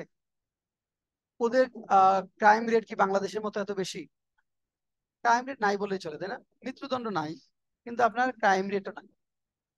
আবার বাংলাদেশে মৃত্যুদণ্ড আছে, ক্রাইম রেট কম না বেশি? অবশ্যই অনেক বেশি। খুনের বিরুদ্ধে মৃত্যুদণ্ড, খুন কি এখানে কম হচ্ছে? রেপের বিরুদ্ধে মৃত্যুদণ্ড কার্যকর মানে আইন আসে, আসলে এখানে কি তারপর থেকে কমেছে? ডেফিনেটলি না, বরং বেড়েছে, তাই না? তাহলে মৃত্যুদণ্ডের বিধান আমরা যদি বলি যে ক্যাপিটাল পানিশমেন্ট রেপের বিরুদ্ধে যেটা গভর্নমেন্ট 2 বছর আগে করলো, তারপরে বরং এটা অনেক বেড়েছে। তার মানে কি যে এটা সমস্যা কোথায়? যে আসলে সিস্টেমেটিক লো ফুলসে সমস্যা। ক্যাপিটাল পানিশমেন্ট আছে কিন্তু এটা মানে সিস্টেমেটিক ওয়েতে আসলে হচ্ছে না। দেখা যাচ্ছে ওইটা না করে অ্যাবিউজ করা যাচ্ছে, আবার যে ওইটার যোগ্য সে পাচ্ছে না, তাই না? এই প্রক্রিয়াটা যেটা হচ্ছে আইনি প্রক্রিয়া যেটা, সেখানে ব্যাপক লো ফুলস, এগুলোর প্রতি মানুষের বিশ্বাস নাই। যে যার বিরুদ্ধে যাবো যে হ্যাঁ ওর বিরুদ্ধে হবে হচ্ছে, ওর বিরুদ্ধে হবে না হচ্ছে না। তার মানে কি যে আপনার ক্যাপিটাল পানিশমেন্টের দরকার নেই, আপনি যে আইনগুলো আছে শাস্তি, সেগুলা যথাযথভাবে অ্যাপ্লাই করেন, তাহলে অটো এটা কমবে। সবাই যখন জানবে যে আমি এই অপরাধ করলে আমার এই শাস্তি হবেই, আমি যেই হই, তাহলে অটো অনেকখানি কমবে। তারপরেও মানে ধরেন কিছু কিছু মানুষের মধ্যে যে ক্রিমিনাল অফেন্সটা অনেক বেশি থাকে, এটা ব্লাডের মধ্যে থাকে, মানে অনেকে মারতে পারলে ভালো লাগে তার, কিছু মানুষের সাথে দেখবেন যে আমাকে মেরে আসলাম, মেরে খুব মানে চিয়ারফুল ফিল করছে যে আমাকে মেরে আসি, এটা এরকম কিছু ক্রিমিনোলজি যেটা এটা ব্লাডের মধ্যে থাকে। ওইটা আপনার অপরাধ যাই হোক, শাস্তি যাই হোক, ওটা তারা ভাবে না, তারা পরে ভাবে। কিন্তু অধিকাংশ মানুষই যে এই অপরাধ করলে এই শাস্তি হবে এটা ভাবে, এই জন্য অপরাধ মানে তুলনামূলকভাবে অনেকখানি কমবে। হ্যাঁ, তারপরে এখানে আমরা যেটা ডিজেগ্রি করব এই কারণে বলবো যে যে অনেক দেশ আছে যেখানে মৃত্যুদণ্ড নাই কিন্তু সেখানে ডেথ রেট অনেক, মানে এখানে ক্রাইম রেট অনেক কম, সে উদাহরণগুলো দিবেন।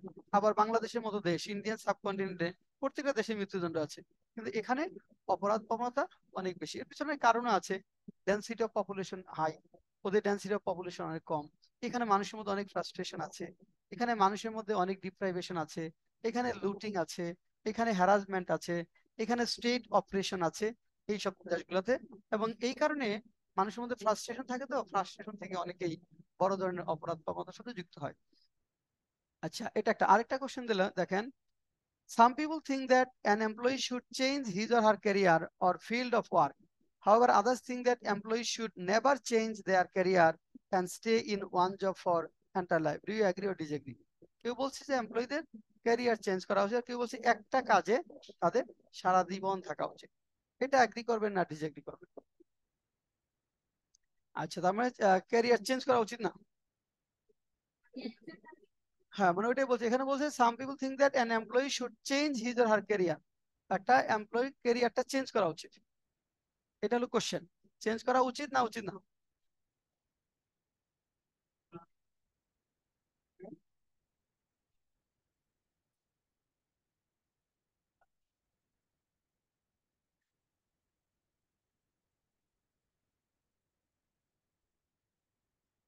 আচ্ছা, মানে ক্যারিয়ারের কথা বলছে, হ্যাঁ। ধরেন আপনি একটা নর্মালি, হ্যাঁ, এটা হলো চেঞ্জ যখন করবেন তখন ডেফিনেটলি আপনার স্যালারি বাড়বে, তাই না? হ্যাঁ, বেটার অপশন পেলে চেঞ্জ করে দিতে স্বাভাবিক। যে আপনি এখন একটা জব করছেন, এক ধরনের এক্সপিরিয়েন্স ফ্রেশার হিসেবে ঢুকছেন, তো আপনি এক্সপিরিয়েন্স অর্জন করলেন, কারণ আপনি মোর ডিজার্ভ করেন, কিন্তু সেটা এখানে ফিল আপ হচ্ছে না, তখন আপনি আরেকটা জবটা চেঞ্জ করছেন, আরেকটা জায়গায় যাচ্ছেন ভালো। এবং এর ফলে কি হচ্ছে, চেঞ্জ যখন করবেন পজিশনটা বাড়বে, সুবিধাগুলো বাড়বে, এবং আপনার লাইফ লাইনটা উন্নত হতে থাকবে। এরকম বিষয়গুলো আপনার হতে থাকবে। তো এটা একটা সার্টেন এজের পরে বন্ধ করে দিতে হবে, একটা জায়গায় স্থির হতে হবে। এটা আবার ধরেন চেঞ্জের ক্ষেত্রে আহ, আবার এগুলা এখানে বলতে হবে। আর চেঞ্জ না করলে যেটা হলো যে ধরেন আরেকটা জিনিস হলো যে একজন ব্যক্তি ধরেন চাকরি করছে, জব করছে, এখন সে চিন্তা করছে যে সে জব ছেড়ে যদি বিজনেস করে তাহলে সে ভালো করতে পারবে, তার অনেক নলেজ আছে, এখানে এন্টারপ্রেনার হতে পারবে। তাহলে সে কিন্তু চেঞ্জ করে আলাদা একটা কেরিয়ার চেঞ্জ করে ফেলো, তাই না? জব থেকে একটা নিজে বিজনেস এন্টারপ্রেনার হলো, বিজনেস দাঁড় করালো। এর ফলে সে কি করতে পারলো, যে অনেক ভালো করা তার সুযোগগুলো থাকবে। এটা একটা বিষয়, এখানে এগুলা বলতে হবে। আর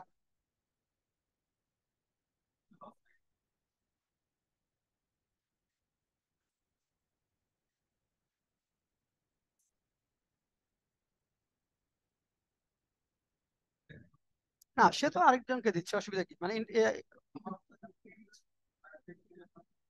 না ওটা হ্যাঁ, না ম্যাক্রোর ক্ষেত্রে অসুবিধা নেই।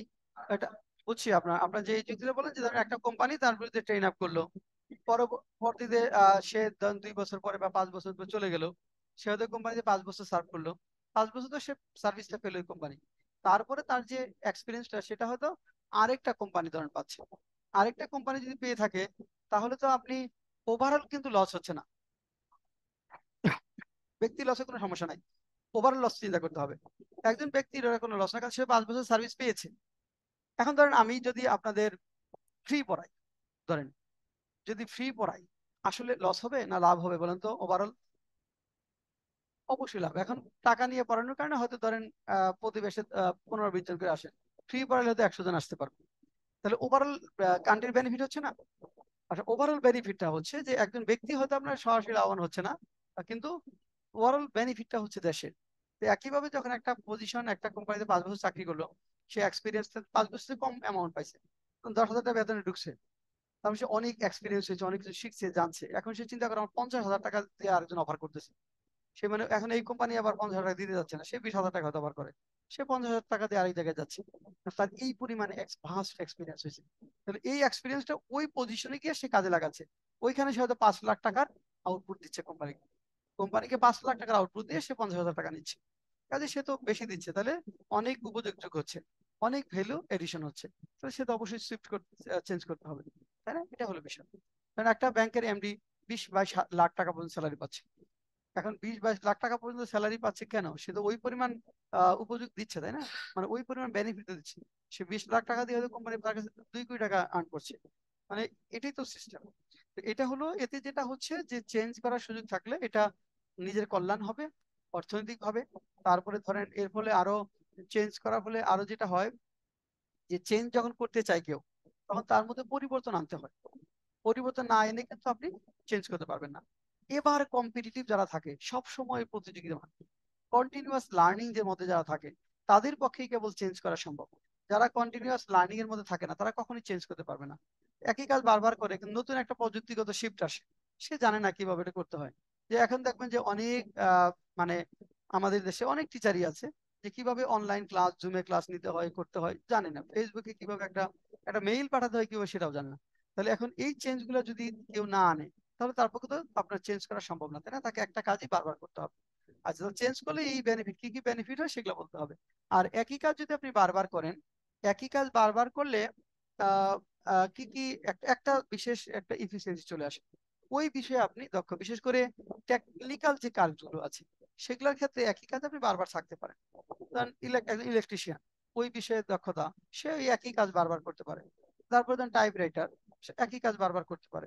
বা এই ধরনের যে টেকনিক্যাল যে কাজগুলো আছে, একটা কাজ যে ওই কাজে ওই স্পেসিফিক এই ধরনের পিপল গুলো লাগবে, ওই ধরনের যে কাজগুলো আছে সেগুলোর ক্ষেত্রে একই কাজ বারবার করলে এক্সপিরিয়েন্সটা হয়। এর ফলে যেটা হয় যে নতুন করে আর তার তেমন কিছু শেখার দরকার হয় না, এবং সে অনেক এক্সপিরিয়েন্স থাকে। তবে একটা ঝুঁকি হলো যে যে কাজটা সে করে এটা যদি কোনো কারণে অবসলিট হয়ে যায় তাহলে তার ক্যারিয়ার ঝুঁকির মধ্যে পড়বে। ধরেন টাইপ রাইটার যারা ছিল একটা সময়, তো টাইপ রাইটার কিন্তু অনেকেই চাকরি হারাইয়া একদম পুরোপুরি বেকার হয়ে গেছে না? যে আজ থেকে যদি আপনি 30-40 বছর আগের কথা বলেন, তখন আপনি হাইকোর্টে দিয়ে গেলে দেখতেন যে সব টাইপ রাইটার কম্পোজ করছে। এখন তো আর কেউ করে না, দুই একটা বোধহয় আছে, এখন সব কম্পিউটারে কম্পোজ করে। তার মানে এই যে টাইপ রাইটিস্ট যারা, টাইপ রাইটার যারা, তারা কিন্তু জবগুলো হারাইছে। যারা ওইখান থেকে কম্পিউটারে শিফট করতে পারছে, কম্পিউটার লেখা, তারা হয়তো জব ম্যানেজ করতে পারছে। যারা এটা করতে পারেনি তারা কি করছে, অবশ্যই হারাই গেছে। তো এইভাবে যে এটা একটা কাজ নিয়ে থাকলে যে যদি সে শিফট করতে চায় তাহলে করতে পারবে না। সে যদি প্রযুক্তিগত অ্যাডভান্সমেন্টে ধাবিত না হয়, নিজেকে পরিবর্তন করতে না পারে, এবার কম্পিটিটিভ না থাকে, কন্টিনিউয়াস প্রফেশনাল ডেভেলপমেন্ট না থাকে, তাহলে সে সার্ভাইভ করতে পারবে না, অনেক ক্ষেত্রে সার্ভাইভাল রিস্কের মধ্যে পড়বে। তারপরে কোশ্চেন যেটা আছে দেখেন,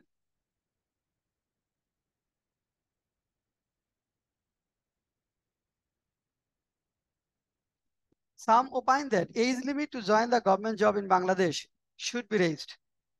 How far do you agree with the statement? Some opine that age limit to the government job in Bangladesh should be raised. বাংলাদেশে গভর্নমেন্ট জবের এজ লিমিটটা, যোগদানের এজ লিমিটটা বাড়ানো উচিত। আপনি কতটুকু একমত পোষণ করেন? বাড়ানো উচিত না উচিত না, এগ্রি করবেন না ডিসএগ্রি করবেন? এগ্রি করবেন না ডিসএগ্রি? ডিসএগ্রি, হ্যাঁ বলেন, এগ্রি না ডিসএগ্রি? ডিসএগ্রি বলেন, এগ্রি না ডিসএগ্রি? হ্যাঁ, এগ্রি। হাসিব? হ্যাঁ, মাথিন, রাজু? এগ্রি। আচ্ছা, আলামিন খান, বয়স বাড়ানো উচিত চাকরি যোগদানের, এগ্রি না ডিসএগ্রি? একদিন। আচ্ছা, এগ্রি। ওকে, সোমা, এগ্রি না ডিসএগ্রি? ডিজেক্টলি করবো। ডিসএগ্রি। আমিনুল, এগ্রি না ডিসএগ্রি? Agree sir. আচ্ছা, আমিনুল এগ্রি করবেন কেন বলেন? স্যার, অন্যান্য দেশে, বাংলাদেশ ব্যতীত অন্যান্য যে দেশগুলোতে সরকারি চাকরির তেমন কিন্তু লিমিট নাই, একমাত্র বাংলাদেশেই আচ্ছা, একটা অন্যান্য নির্দিষ্ট দেশে লিমিট করে সরকারি দেওয়া আছে। চাকরিতে লিমিট নাই, তার মানে বাংলাদেশে লিমিট করে দেওয়া আছে, এই জন্য আমাদেরও ওইদিকে যাওয়া উচিত। ওকে, একটা পয়েন্ট। আর কি পয়েন্ট হতে পারে? স্যার, আর আপাতত এটাই মাথায় আসছে। আপাতত এটাই। আচ্ছা, আপনারা যারা এগ্রি করলেন, কি পয়েন্ট বলবেন, কি কারণে এগ্রি করা উচিত?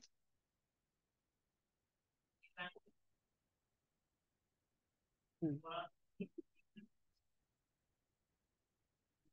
আচ্ছা, আপনি 2 বছর পড়লেন সরকারি চাকরির জন্য এবং আপনার লোভ লালসা চলে আসছে। আচ্ছা, হ্যাঁ, তারপর?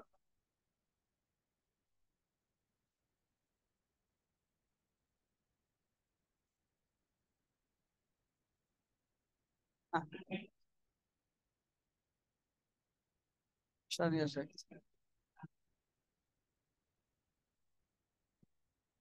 আচ্ছা আচ্ছা, আপনার 2-3 বছর পরিশ্রম করার কারণে লোভ লালস হয়ে গেছে এবং প্রস্তুতি অনেকখানি হয়ে গেছে, এবং তারপরে আপনার বয়স হয়তো 29 হয়ে গেছে, এখন 1 বছর পাচ্ছেন।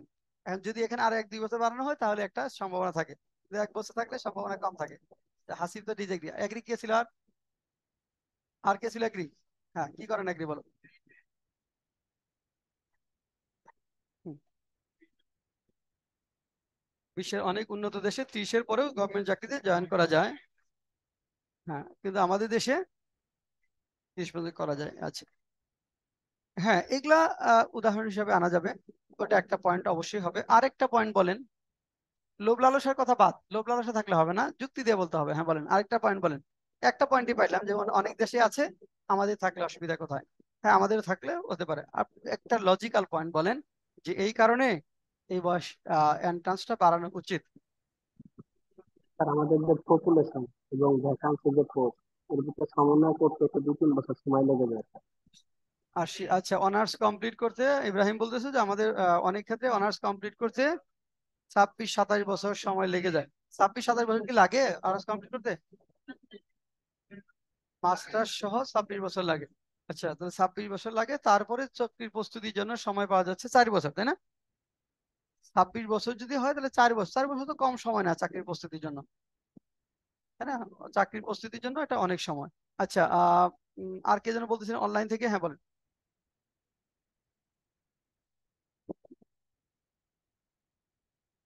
আচ্ছা, এখন দেখেন, প্রথম কথা হলো যে আমাদের চাকরি গভর্নমেন্ট সেক্টরে চাকরির এন্ট্রান্সটা বাড়ানো উচিত কেন? কারণ এখন হলো আমাদের গভর্নমেন্ট সেক্টরে যারা জয়েন করে তারা 30 বছর মিনিমাম, তাই না? অধিকাংশ ক্ষেত্রে 30 ইয়ার্স কাজ করে। 30 ইয়ার্স কাজ করে মানে যদি 30 বছর জয়েনিং হয় তাহলে কত বছরে রিটায়ারমেন্ট করবে? 60, 59 বা 60, কিছু কিছু জায়গায় আবার 65 আছে, তাই না? যেমন জুডিশিয়ারিটির বিভিন্ন জায়গায় জজদের ক্ষেত্রে 65 আছে। এখন হলো যে আমরা চাকরির বয়সটা লিমিট করেছি কেন? এটা কি আহ, মানে কি কারণে এটা আমাদের লিমিট করতে হয়েছে?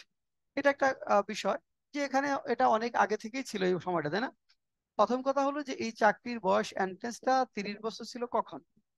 যখন মানুষের গড় আয়ু ছিল হয়তো 55 বছর বা 60 বছর। মানুষের এভারেজ লাইফ এক্সপেক্টেন্সি ছিল 60 বছর।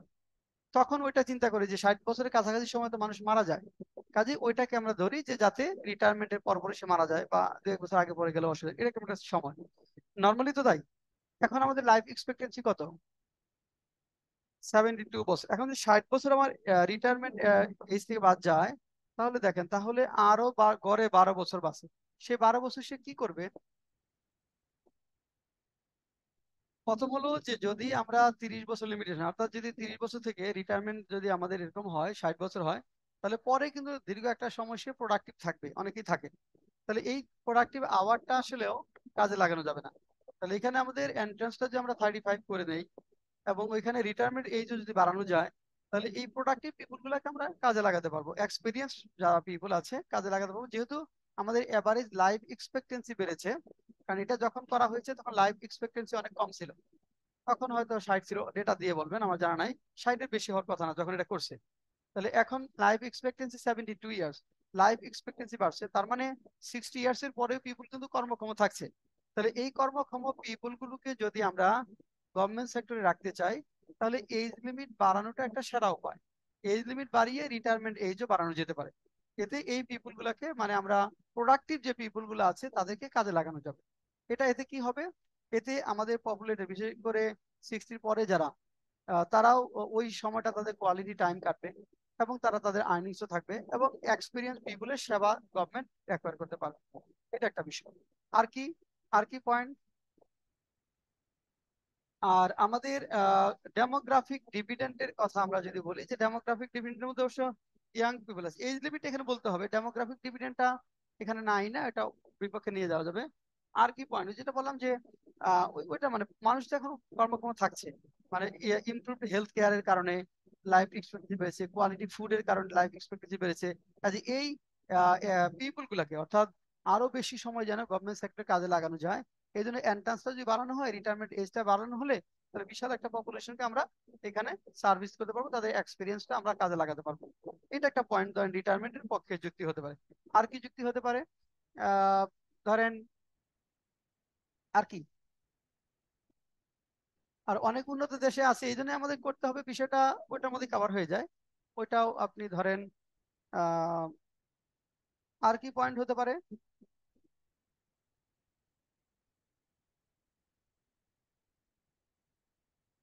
আচ্ছা, চিন্তা করে বলতে হবে। আর ধরেন না বাড়ানোর পক্ষে যেটা হলো যে আমাদের কর্মক্ষম জনসংখ্যা, ডেমোগ্রাফিক ডিভিডেন্ড যদি বলি, তরুণ জনসংখ্যার সংখ্যাটা আমাদের বেশি, তাই না? ইয়াং পিপলের সংখ্যাটা আমাদের বেশি। যদি এটা বাড়ানো হয়, যেহেতু গভর্নমেন্ট সেক্টরে আমাদের লিমিটেড স্কোপ রয়েছে জবের, এর ফলে বাড়ানো হলে যে অনেক ইয়াং পিপলই এটা থেকে বঞ্চিত হবে। কারণ যেহেতু আমাদের স্কোপ গুলা লিমিটেড, পোস্ট গুলা লিমিটেড, অত বেশি পোস্ট না, কিন্তু আমাদের ইয়াং পিপলের সংখ্যাটা অনেক বেশি এবং অনেক বেশি আনএমপ্লয়েড পিপল আছে। তাহলে যেটা দেখা যাবে যে একটা শ্রেণী আসলে চাকরির বাইরে থেকে যাবে। তাহলে একটা শ্রেণী মানে গভর্নমেন্ট সেক্টরের বাইরে থেকে যাবে যদি এখানে এজ লিমিট বাড়াইয়া আবার রিটায়ারমেন্ট এজটা বাড়ানো হয়। তো এতে বেকার সমস্যা আপনার বরং বাড়বে। আবার যেটা হলো যে যদি এজ লিমিট গভর্নমেন্ট সেক্টরে বাড়ানো হয় কিন্তু 35 যদি করা হয়, কিন্তু প্রাইভেট সেক্টরে যদি আবার এটা ডিসকাস করে, তাহলে কি হবে? যে অর্থাৎ 30-র পরে তো সে আসলে প্রাইভেট সেক্টরে জব পাবে না, তাই না? যে 30-র পরে আপনার প্রাইভেট সেক্টরে সে জব পাবে না, তখন তাকে কি করতে হবে? তখন সে কি করবে? এটা একটা সমস্যা তৈরি হতে পারে। মানে গভর্নমেন্ট সেক্টর বাড়ালে প্রাইভেট সেক্টর বাড়াতে হবে। আমরা এখন বর্তমানে কাঠামো সে প্রাইভেট সেক্টর 30-ই ধরা হচ্ছে। 30-এর পরে যখন হবে, এক্সপিরিয়েন্স না থাকলে তখন তার জব পাওয়াটা অনেক ক্ষেত্রে একটু ডিফিকাল্ট হবে, ক্যারিয়ারের ক্ষেত্রে ঝুঁকি তৈরি হবে। আবার সে পড়াশোনার জন্য যাবে সেই সুযোগটা অনেকখানি কমে যাবে। মানে চাকরির জন্য 5-7 বছর যদি 5-6 বছর যদি পড়াশোনা করে, তারপর যদি কোনো দেশে যেতে চায় পড়াশোনার জন্য, স্টাডি গ্যাপটা কিন্তু তারা ধরবে যে এখানে স্টাডি গ্যাপটা কেন, সেটা কোনো কাজ করে না। তো এই বিষয়গুলো থাকবে, মানে এই কারণে আর আমাদের যেহেতু পপুলেশনটা হিউজ, মানে অল্টারনেটিভ পিপল আছে এবং সবাইকে সুযোগ দিতে হবে, মানে সুযোগ দেওয়ার চেষ্টা করতে হবে। এই জন্য যদি এটা 30 ইয়ার্স করা হয়, তাহলে স্টুডেন্টদের মনে এই ধারণা জন্মাবে যে আমাকে নিজেকে প্রুভ করতে হবে 30 ইয়ার্স এর মধ্যেই, অর্থাৎ আমাকে 30 ইয়ার্স এর মধ্যেই প্রুভ করতে হবে, ওইভাবে আমাকে রেডি হতে হবে। তাহলে আমি গভর্নমেন্ট সেক্টরের জন্য 3-4 বছর পড়াশোনা করব, এর মধ্যে যদি না হয় তাহলে আমাকে বিকল্প ভাবতে হবে যে আমি এই সেক্টরে নিজেকে প্রুভ করতে পারিনি, তাহলে আমাকে আরেকটা সেক্টরে প্রুভ করতে হবে। মানে অল্প সময়ের মধ্যেই তাদের ধরেন খুঁজে নেওয়া সুবিধা হবে। বিয়ের একটা বিষয় থাকবে, তাই না? জবের সাথে কিন্তু ম্যারেজটা রিলেটেড। এখন 30-তে অনেকে বিয়ে করছে না, 35 করা হবে, 35 পর্যন্ত বিয়ে করবে না নাকি?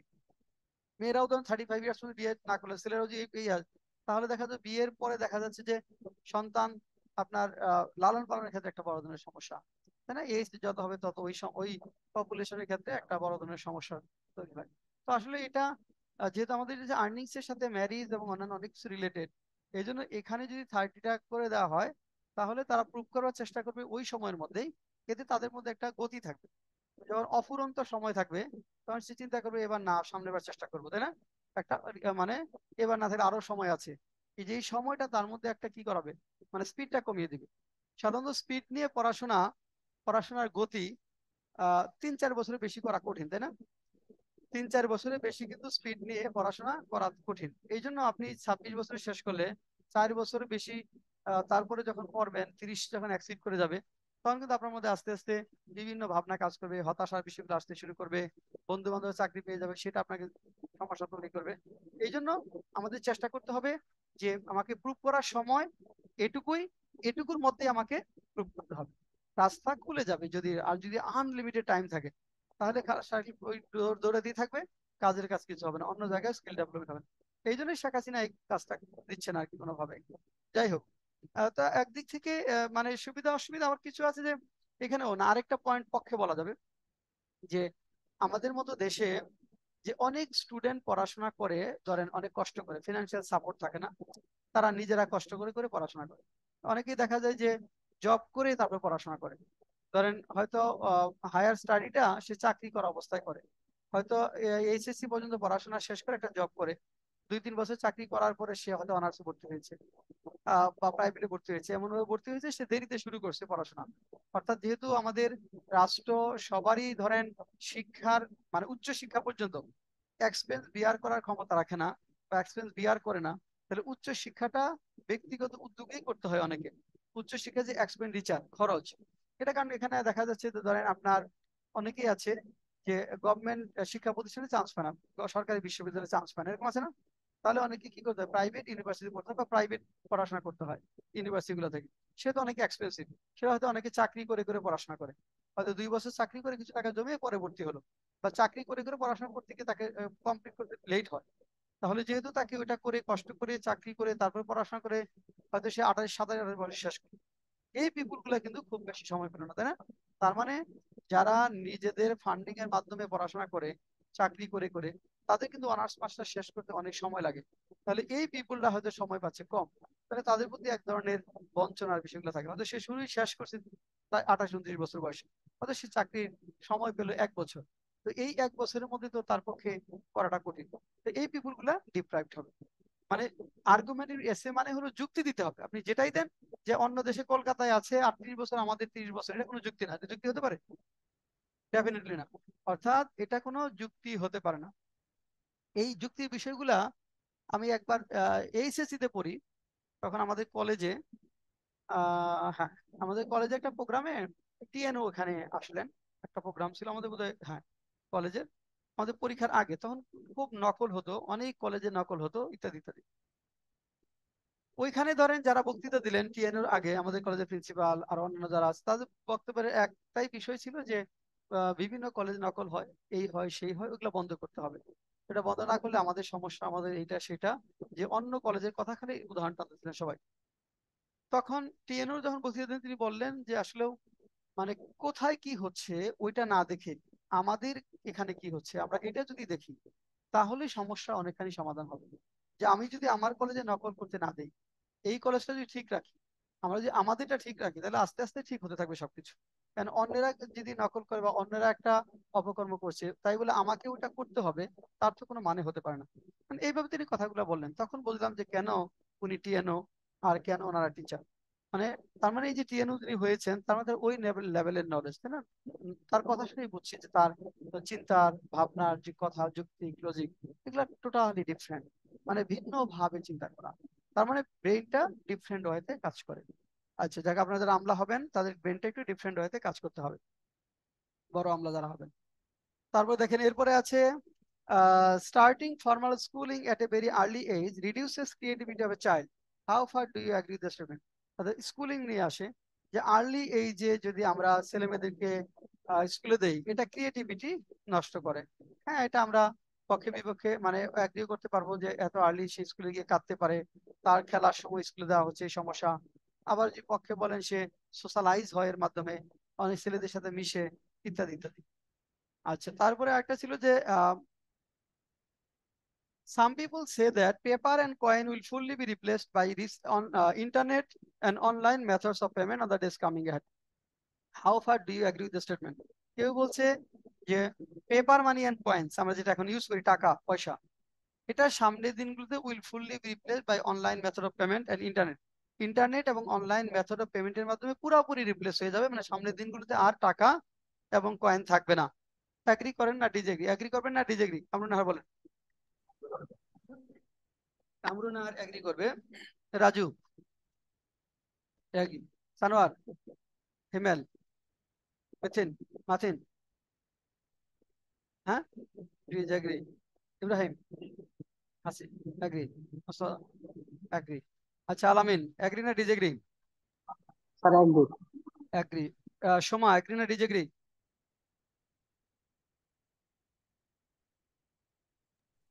আমি টপিকটা বুঝতে পারি নাই, কি ছিল কোয়েশ্চেন? টপিক হলো 10 নম্বর question. Some people say that paper money and coin will fully be replaced by internet and online methods of payment. How far do you agree? Aminul agree না disagree? Agree sir. Agree. এখন দেখেন এই যে question প্যাটার্নের ক্ষেত্রে এই agree না disagree, এটা এর উপরে এক্সামিনার বুঝতে পারে যে আপনার চিন্তার মানে গভীরতা। মানে একটা কোশ্চেন যদি এক্সামিনার যেটা চিন্তা করছেন আপনি যদি সেটাই করেন, তাহলে এক্সামিনার বোঝে যে yes, আপনি ভালো চিন্তা করতে পারছেন। যখন সেটা ডিফার করে, তখন এক্সামিনার বোঝে যে আপনার চিন্তার মধ্যে একটু এলোমেলো ভাব আছে বা আপনার চিন্তার শক্তিটা অতটা গভীর না। তো এখানে দেখেন, আমি যে ছোট্ট একটা বিষয় বলি, ইন্টারনেট ফুললি রিপ্লেস কথা বলছে, ফুললি রিপ্লেসড। এখন আপনি ধরেন সিগারেট খান, এটা কি বিল আপনি অনলাইনে দিবেন সামনের দিনগুলোতে? পান খায় কেউ, মানে 1 ঘন্টা পর পর পান খায়, সে বিলটা কি ইন্টারনেটে দিবে? দিবে? দিবে কিনা? সম্ভব অসম্ভবের কথা বললেন, দিবে কিনা? একটা পানের দাম 1 টাকা, সেটা আপনি মোবাইল বের করে তারপরে অ্যাপসে গেলেন, তারপরে 1 টাকা দিলেন, এটা কেউ করবে? এটা কোনোদিনই করবে না। না, কনভেনিয়েন্ট অবশ্যই না, কারণ ওই স্যার কাজটা আসে আসে কনভেনিয়েন্ট অবশ্যই না, কারণ ওইটা করার জন্য যে পরিমাণ সময় আপনার লাগবে, তার টাইম ভ্যালু 1 টাকার অনেক বেশি। একটা ট্রানজাকশন করার জন্য যে পরিমাণ সময় আপনার লাগবে মিনিমাম 2 মিনিটস, সেই 2 মিনিটস এর মানিটারি ভ্যালু 1 টাকার থেকে অনেক বেশি। সিগারেটের 1 টাকা, এবং শুধু মানিটারি ভ্যালু না, কাজটা অনেক ডিফিকাল্ট। 2 টাকা পকেট দিয়ে দিতে সময় লাগবে 2 সেকেন্ড, ওটা করতে লাগবে 2 মিনিট। অ্যাপস থাকতে হবে এক। আবার ধরেন এই যে ধরেন অনেক এলাকায়, গ্রামে যখন থাকেন, ইন্টারনেট ঢুকতে কত সময় লাগে? আমি অনেক সময় 10 মিনিটও পাই না, 10 মিনিট ট্রাই করে করে ঢুকতে পারি। এখন ধরেন আমি গ্রামে রিমোট এরিয়ায় থাকি, আমি 2 টাকায় একটা সিগারেট কিনেছি, এখন আমি 10 মিনিট ধরে ওয়েট করতে থাকবো যে কখন নেট আসবে, তারপরে আমি দিব, এটা হবে কোনোদিন? এটা কেউ করবে? তো না। তাহলে এই যে ছোট ছোট যে বিষয়গুলো আছে, মানে ইন্টারনেট অ্যাক্সেস যেখানে নাই, এটা বলতে যেখানে ইন্টারনেট অ্যাক্সেস নাই, নেট আপনি পান না, অনেক এলাকা আছে যে নেট পাওয়া যায় না। নেট এখন ওইভাবে রিচ খুব দুর্বল ধরেন, ওই জায়গাগুলোতে তো আপনি যে অনেকেই ক্লাসই করতে পারে না, কথা শোনা যায় না, ঢুকতে প্রচুর, রেকর্ড ক্লাস দেখতেও সময় লাগে। মানে যেসব জায়গায় ইন্টারনেট পৌঁছায় নাই, তাদের পক্ষে তো আপনার কি করা সম্ভব না।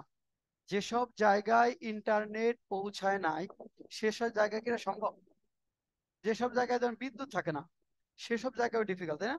রিমোট এরিয়া আছে, অনেক রিমোট এরিয়া, যেখানে ধরেন বিদ্যুৎই যায় না, সেখানে তো আপনার ইন্টারনেট তো দূরের কথা, বিদ্যুৎই নাই, সেখানে তো আপনি আসলে এই অ্যাক্সেস গুলো পাবেন না।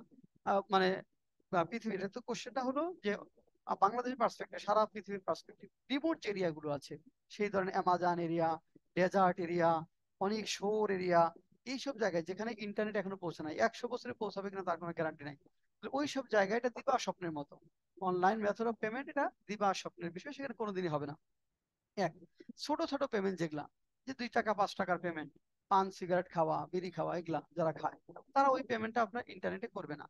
আরেকটা শ্রেণী আছে আমাদের এলডারলি পিপল, ওল্ড পিপল, তারা ওই স্মার্টফোন ইউজ করা ঝামেলা মনে করে, তারা চিন্তা করে কোথায় চাপ দিবে, কোথায় যাবে, সরকার আবার মামলা করে দিবে কিনা। হ্যাঁ, মানে এই যে একটা সমস্যা, বা টাকাকে উঠাইতে হবে, সেই বিষয়গুলো তারা বোঝে না। হ্যাঁ, তারা বাটন ফোন ইউজ করে, বাটন ফোন ইউজ করে ধরেন ওই কাজগুলো মানে ইন্টারনেট ইউজই করে না, তাদের পক্ষে এটা সম্ভব না। আবার অনেকে আছে রিলিজিয়াস গ্রাউন্ড, ধর্মীয় গ্রাউন্ডে আপনার ইন্টারনেট ইউজ করে না, এগুলোকে ঝামেলা মনে করে, উৎপাত মনে করে, তাই না? তারাও কিন্তু এটা করবে না। তো এই কারণে যে অনলাইন মেথড অফ পেমেন্ট আপনার ফুললি রিপ্লেসড হবে না, আপনারা পার্শিয়ালি এগ্রি করবো যে এখন যতটুকু আছে এটা সামনের দিনগুলোতে অবশ্যই অনেক অনেক বাড়বে, কিন্তু সেটা ফুললি রিপ্লেসড হবে না, যে টাকা থাকবে না, পয়সা থাকবে না, এরকম হবে না, এই কারণের জন্য হবে না। আর কোন কোন যারা যেহেতু পার্শিয়ালি এগ্রি করবো, তাহলে আমরা যে পার্শিয়ালি এগ্রি করলে কি কারণে হবে সেটা আগে বলবো। যে ধরেন এখন ইন্টারনেট অ্যাক্সেস যাচ্ছে বিভিন্ন জায়গায় মানুষের কাছে যাচ্ছে, কাছে তারা ইন্টারনেট ইউজ করছে, এটা সহজ ট্রানজাকশন, টাকা প্রদান করা, এই কারণে নিজের, ধরেন আপনি ইন্টারনেটের মাধ্যমে বিল দিতে পারছেন, ইন্টারনেটের মাধ্যমে জিনিসপত্র কিনতে পারছেন ঘরে বসেই, অনলাইনের মাধ্যমে। তো ব্যাংকের বিল দিতে পারছেন, টাকা জমা দিতে পারছেন, টাকা ক্যারি করে হচ্ছে না, অনেক টাকা ক্যারি করার ক্ষেত্রে ঝুঁকি তৈরি হচ্ছে সেটা।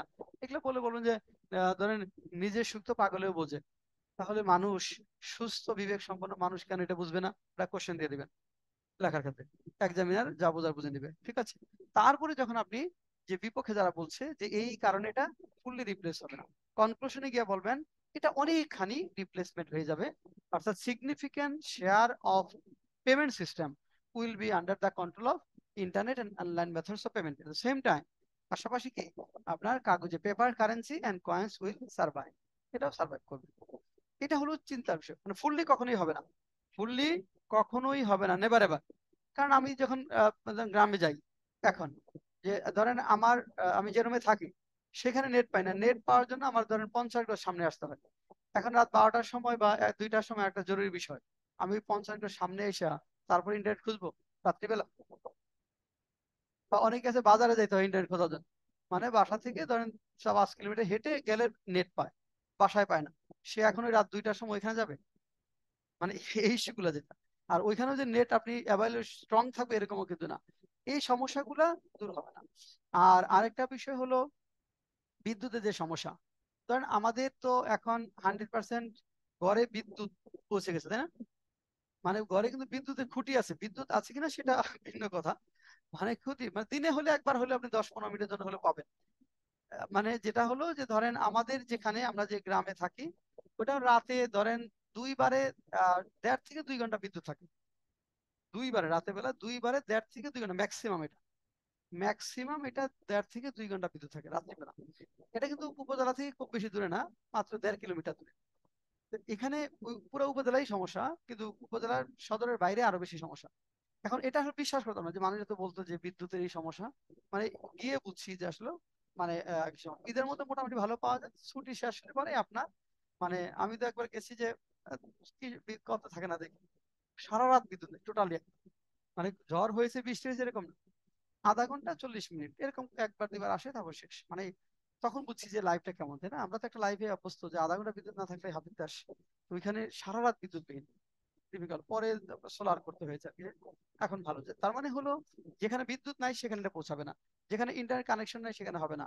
এলডারলি পিপল আছে যারা, যারা প্রযুক্তি দেশ যাদের মধ্যে আছে, যে প্রযুক্তিকে ঝামেলা মনে করে, এগুলা উৎপাত, রিলিজিয়াস গ্রাউন্ড থেকে বা অন্য গ্রাউন্ড থেকে, তারা এটা আপনার কারেন্সিটা ইউজ করে। আচ্ছা, ওকে, তারপরে এক কোশ্চেন যেটা আছে দেখেন, recent figures show an increase in violent crime among youngsters in Dhaka city। এর কোশ্চেন আসলে একবার, ঢাকা সিটি ইয়াংদের মধ্যে দেখা যাচ্ছে যে অপরাধ প্রবণতাটা অনেক বেশি। Some people claim that the basic reason for this is that children these days are not getting emotional learning they need from parents and teachers. To what extent do you agree or disagree?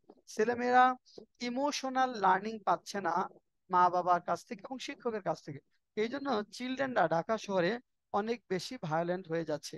আপনি এটার সাথে কতটুকু agri করেন? Agri করবেন না disagree করবেন? এটাও কিন্তু আমরা পার্শিয়ালি এগ্রি করতে পারবো। এটাও আমরা পার্শিয়ালি এগ্রি করতে পারবো। কেন? এখন দেখেন যে অনেক মা বাবা উভয়ই চাকরি করে, ফ্যামিলির প্রয়োজনে বা যে কোনো কারণে। সে হয়তো সকালে যাচ্ছে, আবার সেই রাতে আসছে। সারাদিন ওই ছেলে মেয়েরা কার কাছে বড় হচ্ছে? হয়তো ওল্ড গ্র্যান্ড প্যারেন্টস অথবা মেড সার্ভেন্টদের কাছে বড় হচ্ছে। তার মানে তখন যাদের ইমোশনাল লার্নিং, কোনো কিছু ইমোশনাল শেয়ার করতে চায়, এটা বলতে চায়, অভিযোগ জানাতে চায়, তখন কিন্তু সে তার মা বাবাকে পাচ্ছে না, তাই না? এটা হয়তো তার মধ্যে একটা ভায়োলেন্স তৈরি করতে সাহায্য করছে। এটা একটা বিষয়। আর মানে এটা one of the reasons. Teachers এর ক্ষেত্রেও যদি বলেন, এটা মা বাবার ক্ষেত্রে, টিচারদের ক্ষেত্রেও যে চিলড্রেন যখন টিচারদের কাছে, টিচার অনেক বেশি কমার্শিয়াল হয়ে যাচ্ছে, তাদের লাইফ লিডিং এক্সপেন্ডিচার অনেক বেড়ে গেছে, তাদেরকে টাকার পিছনে ছুটতে হচ্ছে কোনো না কোনো কারণে, অথবা তারা কমার্শিয়ালাইজেশন হচ্ছে, ছেলে মেয়েদের ইমোশনাল লার্নিং এর জায়গাটা তারা দেখছে না। অর্থাৎ তারা টাকার পিছনে দৌড়াচ্ছে বা দৌড়াতে হচ্ছে, অনেক বেশি কাজে এনগেজ থাকতে হচ্ছে, ইন্ডিভিজুয়াল ছেলে মেয়েদের যে সমস্যাগুলো সেগুলো তারা সলভ করতে পারছে না। ওইটাও একটা নেগেটিভ অ্যাটিটিউড তৈরি করেছে ভায়োলেন্ট হওয়ার জন্য, যার ফলে কিশোর গ্যাং এর মতো বিষয়গুলো আবির্ভূত হচ্ছে। তো এটা এখানে আপনি দুইটা পয়েন্ট বলতে পারবেন।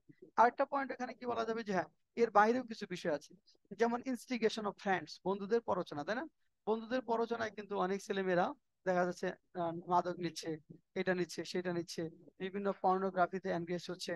আবার সো কল রিলিজিয়াস লিডার্স, তথাকথিত সো কল পলিটিক্যাল লিডার্স বা আইডিওলজিক্যাল প্রিসেপ্টরস, আদর্শিক গুরু, এখানে ধরেন বিভিন্ন কিছু গ্যাং তৈরি হচ্ছে, ওখানে তাদের সো কল যে গুরু বা লিডার্স তাদেরকে ভ্রান্ত পথে পরিচালিত করছে। এই বিষয়গুলো হচ্ছে, তো এই বিষয়গুলোর জন্য মূলত এই অবস্থা তৈরি হচ্ছে।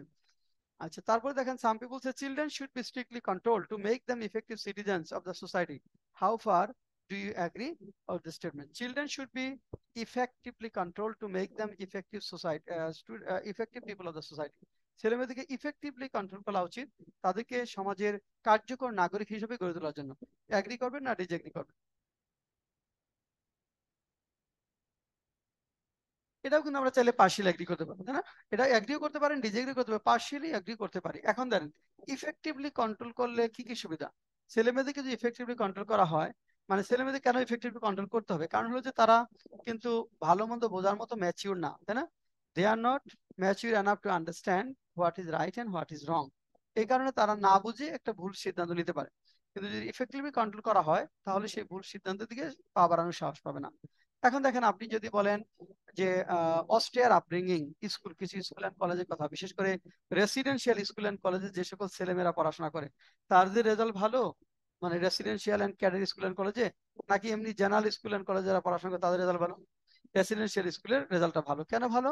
কারণ এখানে স্ট্রিক্ট আপব্রিঙ্গিংটা হয়, কঠোর ভাবে লালন পালনের বিষয়টা থাকে, এই কারণে এই বিষয়টা হয়। আচ্ছা, এটা আবার এখানে অসুবিধা হলো যে অনেক ক্ষেত্রে দেখা যায় যে ওয়ার্ড হতে পারে, মা বাবা যদি তাদের খুব বেশি কড়াকড়ি আরোপ করে, তারা জেদি হয়ে যেতে পারে, তারা মা বাবার সিদ্ধান্তে দ্বিমত পোষণ করতে পারে।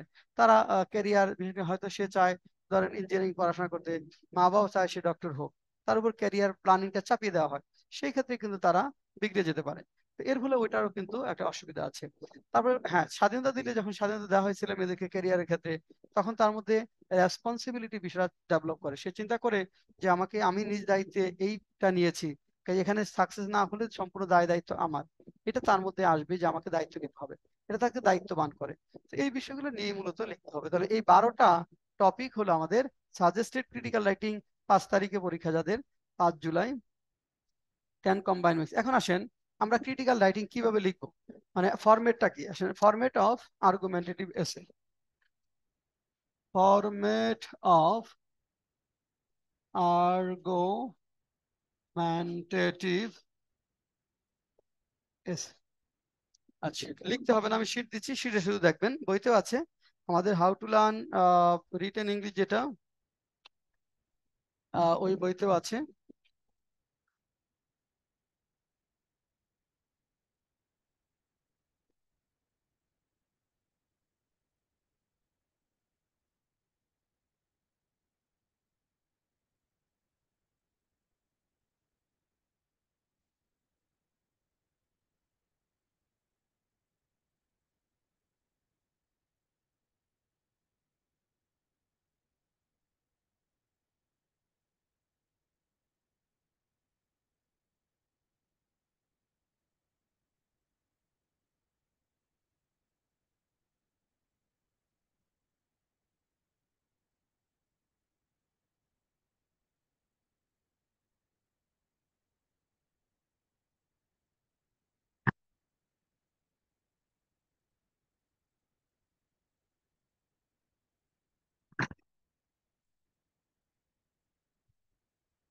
আচ্ছা, এটা আমরা শীট আপনাদের দিয়ে দিব, অসুবিধা নেই।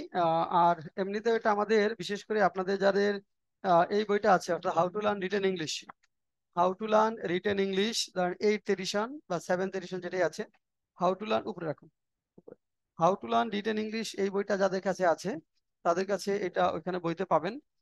আর আমরা বই যাদের কাছে নাই তাদেরকে আমরা শীট আকারে এটা দিয়ে দিব। এখন ক্রিটিক্যাল রাইটিং আসলে মানে কি, যে ক্রিটিক্যালি রাইট করতে হবে, কোশ্চেন যাই থাক দুইটা পয়েন্টস এর ভিত্তিতে লিখতে হবে।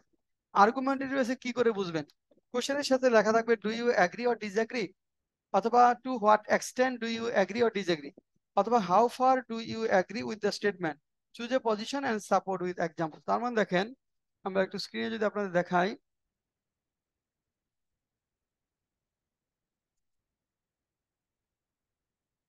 আর্গুমেন্টেটিভ এসে নিচে লেখা থাকবে do you agree or disagree, to what extent do you agree or disagree, how far do you agree with the statement. এটা থাকলেই বুঝতে হবে যেটা আমাকে আর্গুমেন্টেটিভ এসে।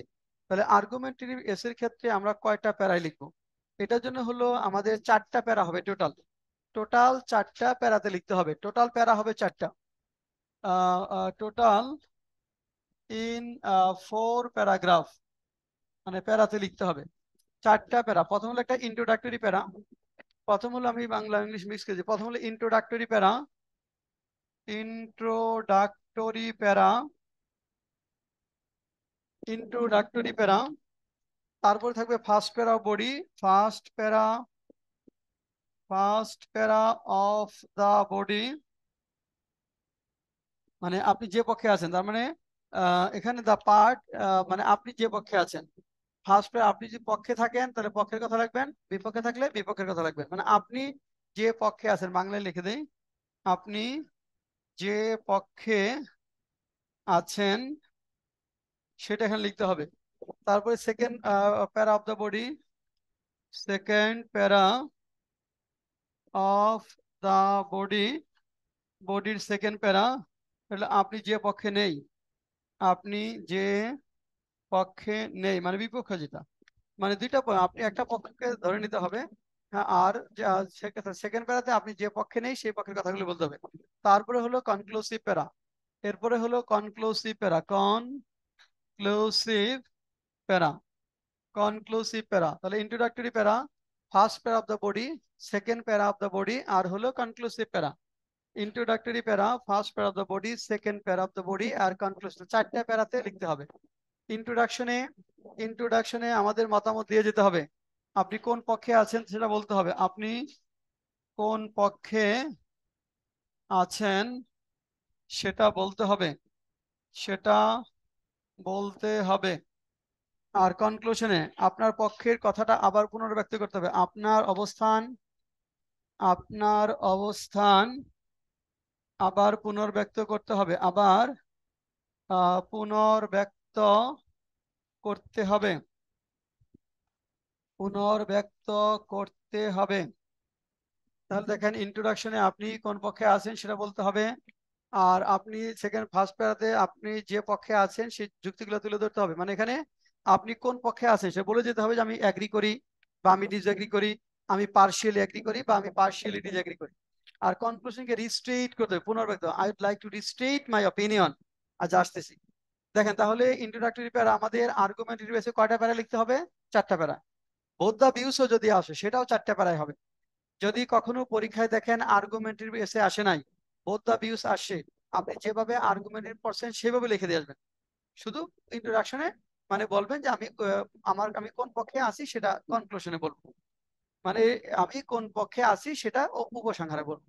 আর আর্গুমেন্টেটিভ আপনি ইন্ট্রোডাকশন বলে যাবেন। আচ্ছা, যদি আসে, এটা আসতে পারে, তো এই জন্য বলে দিলাম, মানে কিছু নেই, আপনি যদি এই আর্গুমেন্টেটিভ মতো লেখেন তাও কোনো অসুবিধা নেই, তাও আপনি ধরেন এটা 90% কভার হয়ে যাবে।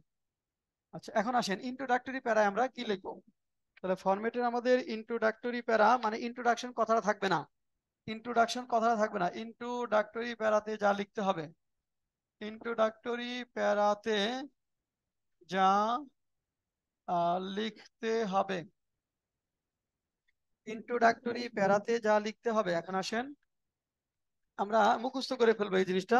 দেখেন, লিখবেন হলো the discussion about whether not, the discussion about discussion about whether or not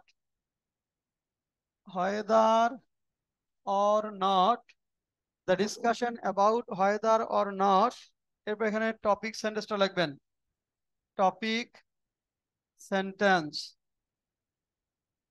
এই টপিক কোশ্চেন দেওয়া থাকবে টপিক সেন্টেন্স সেটা আমি দেখাবো কিভাবে লিখতে হবে the discussion about whether or not এরপরে কোশ্চেন টপিক সেন্টেন্সটা আমরা লিখবো লেখার পরে দেখেন আমরা যেটা করব okay topic is A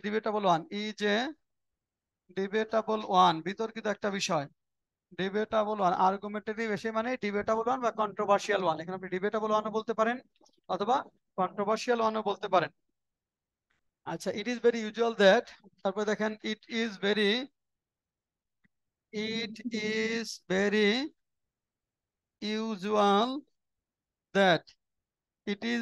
usual that people hold different views people hold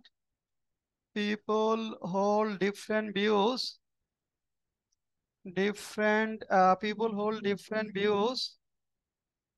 people hold different views over a controversial topic over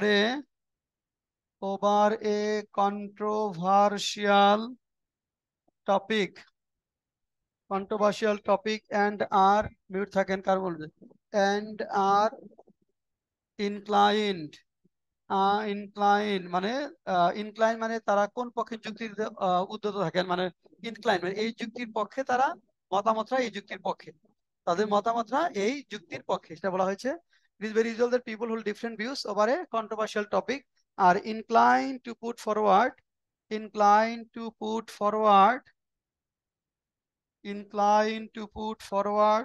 strong feelings and reasonings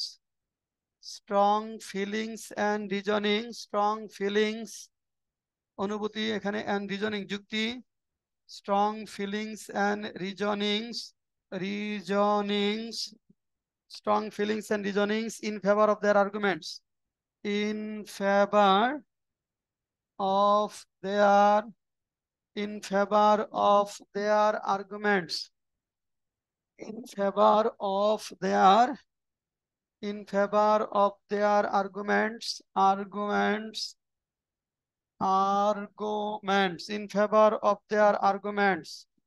for some specific reasons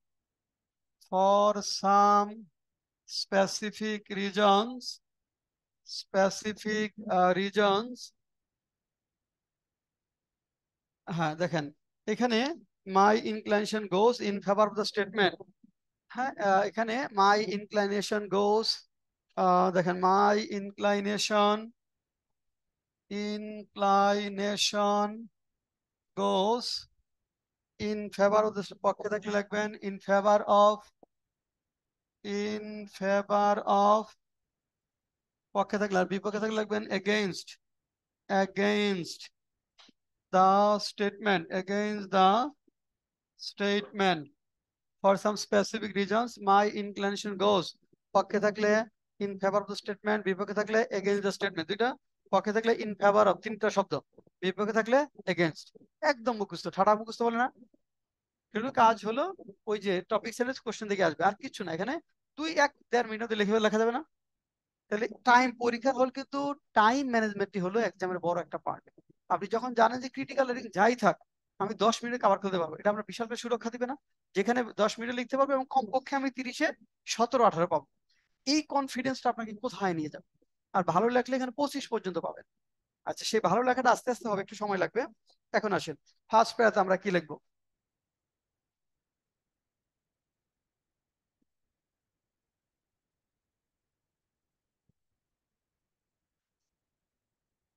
first প্যারা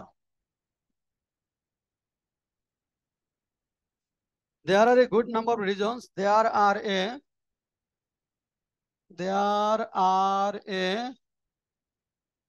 good number of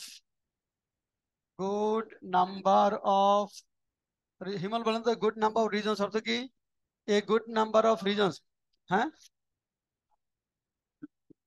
রাজু এর অর্থ কি না হয়নি a good number of reasons অর্থ কি হ্যাঁ বেশ কিছু কারণ ভালো না a good number a number of আর a good number of same বেশ কিছু কারণ there are a good number of reasons দেখো that can compel one that can compel one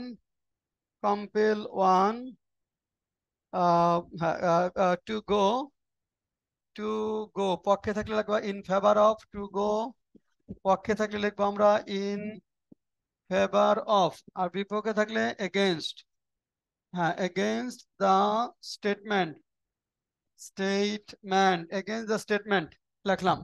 against the statement বলে first and foremost, প্রথমত, first and foremost, আচ্ছা first and foremost প্রথমত, এখানে first and foremost দেখো প্রথমত, এখানে বলে আমি একটা পয়েন্ট দেব কি কারণে আমি পক্ষে যাচ্ছি বা বিপক্ষে যাচ্ছি, এটার পয়েন্ট দেব, যে এই কারণে পয়েন্টটা আমি একটা সেন্টেন্স আকারে লিখবো যে এই কারণে আমি পক্ষে যাচ্ছি বা এই কারণে আমি বিপক্ষে যাচ্ছি। ফার্স্ট অ্যান্ড ফরমোস্ট বলে তুমি পয়েন্ট লিখবা। এখন এটা পয়েন্টটা শেষ হলে আমি লিখবো উদাহরণ দিব। ফর এক্সাম্পল, উদাহরণস্বরূপ, ফর এক্সাম্পল উদাহরণস্বরূপ, ফর এক্সাম্পল উদাহরণস্বরূপ, ফর এক্সাম্পল বলে আমরা উদাহরণ দেব। যেমন ধরো আমরা ওই যে বললাম যে internet online paper money and coins will fully be replace by internet and online method of payment, how far do you agree the statement. এখানে তুমি উদাহরণ দিবা যে মানে পয়েন্টে বলবা যে অনেকগুলো কারণের মধ্যে প্রথমে বলবা যে there are some parts of the world where internet have not reached yet and there is no chance to reach there in the next 100 years. এটা পয়েন্ট দিলাম। উদাহরণ ফর এক্সাম্পল যে এখানে অ্যামাজন ফরেস্ট মানে African Amazon desert area and coastal area are still out of this, তাই না, ওটার নাম দিয়ে। অর্থাৎ এখানে আফ্রিকান অ্যামাজন, তারপরে আফ্রিকার যে ডেজার্ট গুলো আছে, আবার এখানে পার্বত্য এলাকা যেগুলো আছে বিভিন্ন দেশের, ওইসব এলাকাতে এইটা সুবিধা বঞ্চিত। কাজে এখানে ওই জায়গাগুলোর জন্য মানুষের জন্য ইন্টারনেট মানে অনলাইন পেমেন্ট অফ মেথড এটা দিবা স্বপ্নের মতো, লাইক ড্রিম, বাট দিবা স্বপ্ন ছাড়া আর কিছুই না। এইভাবে আমরা এটা লিখবো, আসবে সবই। আচ্ছা তাহলে আমরা উদাহরণ দিব, তাহলে একটা পয়েন্ট লিখবো আর একটা উদাহরণ দিব। যদি উদাহরণ না পাই, ধর একটা পয়েন্ট দিলা কিন্তু বাস্তব জীবনের সাথে উদাহরণ খুঁজে পাচ্ছ না, যে ওইটা লিঙ্ক করা যাচ্ছে না, তখন এই পয়েন্টটা এক্সপ্লেন করে আর একটু বড় করতে হবে, যে এই কারণে এটা হবে বা এই কারণে এটা হবে না। অনেক ক্ষেত্রে উদাহরণ পাবা না, উদাহরণ যখন আমরা না পাবো বলবো যে এই কারণে এটা হবে, এই কারণে এটা হবে না, দেখা যাবে। আচ্ছা যাবো আমরা দেখবো আস্তে। হ্যাঁ তাহলে ফার্স্ট এন্ড ফরমোস্ট বলে আমরা উদাহরণ দিব। এখন ফর এক্সাম্পল বলে আমরা উদাহরণ দিব। তাহলে উদাহরণ প্রথম পয়েন্ট এবং প্রথমটা গেল। আচ্ছা তারপর আরেকটা পয়েন্ট যখন লিখবো, বিসাইডস তাছাড়া, বিসাইডস তাছাড়া, বিসাইডস বলে আমরা আরেকটা পয়েন্ট লিখবো। বিসাইডস তাছাড়া সেকেন্ড পয়েন্ট, যে কি কারণে আমি এটার পক্ষে বা কি কারণে এটার বিপক্ষে। উদাহরণ দিব, দেখো এজ এন এক্সাম্পল, এখানে বলছিলাম ফর এক্সাম্পল, উদাহরণ এখন লিখবা এজ এন এক্সাম্পল উদাহরণস্বরূপ, age an example, age an example, age an example বলে আমরা উদাহরণ দিব, এজ এন এক্সাম্পল বলে উদাহরণ দিব। তারপরে নর্মালি দুইটার বেশি পয়েন্ট লেখা কঠিন, তারপরে তো মার্চ 30 তো চেষ্টা করবো যে যত সময় যতটুকু থাকে, যদি দেখা যায় সময় আছে আরেকটা পয়েন্ট দিতে পারবা, তখন লাগবে এখানে মোর ওভার বা লাস্ট বাট নট লিস্ট, বা মোর ওভার, মোর ওভার অধিকন্তু, মোর ওভার অথবা লাস্ট বাট নট লিস্ট যেটা বলো এটা লেখলা। উদাহরণ দিবা টু সাইট অ্যান এক্সাম্পল বলে উদাহরণ দিবা, to cite an example, to cite an example বলে আমরা উদাহরণ দিব। বিসাইডস এর পরে তো দিছি, বিসাইডস পরে অ্যাজ এন এক্সাম্পল, বিসাইডস বলে সেকেন্ড পয়েন্ট দিব আর একটা উদাহরণ দিব অ্যাজ এন এক্সাম্পল। না ওইটাই তো, আমি যে আমি তিনটা পয়েন্ট বা দুইটা যে পয়েন্ট দিব, আমার এটা এখানে তো ফার্স্ট প্যারাতে আমরা পক্ষের কথাগুলো বলতেছি বা বিপক্ষের কথা, আমি যে পক্ষে আছি সেই পক্ষের কথাগুলো সবই এক প্যারায় থাকবে, ফার্স্ট প্যারাতে থাকবে। হ্যাঁ তোমার যত যুক্তি আছে, তো সময়টা খেয়াল রাখতে হবে যে 15 মিনিটের মধ্যে লিখতে হবে। নর্মালি দুইটা যেটা হলো দুইটা একটা, বা যদি সময় বেশি থাকে তিনটা দুইটা, যে পক্ষে তুমি থাকবা ওই পক্ষে একটু একটা বেশি যুক্তি দিলে ভালো, কারণ ওই পক্ষে যুক্তি বেশি থাকবে। আর তুমি যে পক্ষে নাই সেই পক্ষে কম, তাহলে তিনটা দিলে ওখানে দুইটা, এখানে দুইটা দিলে একটা, বা দুইটা একটা, সময় যতটুকু কভার করে। বুঝতে পারছো? সময় যতটুকু, স্পেস তো দেওয়াই থাকে এখন, ব্যাংকের পরীক্ষাতে পেজ দেওয়াই থাকে যে এই পেজের এটার মধ্যে লিখতে হবে। হ্যাঁ পেজ লিমিটেশন আছে, দুই একটা পরীক্ষা বোধহয় পেজ লিমিটেশন নাই, কিন্তু ব্যাংকের অধিকাংশ পরীক্ষায় পেজ লিমিটেশন থাকে, মানে জায়গা নির্ধারিত করা থাকে। হ্যাঁ, পেজ নিয়ে সমস্যা না। হ্যাঁ, পেজ নিয়ে সমস্যা না, টাইমিং নিয়ে সমস্যা কোনো, পেজ নিয়ে কোনো সমস্যা নেই।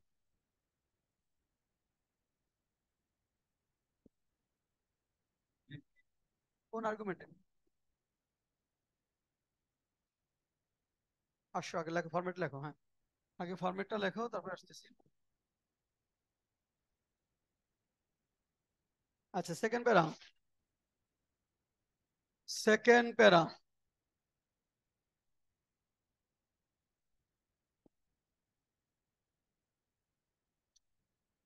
There are, however, some arguments against the statement. There are, however,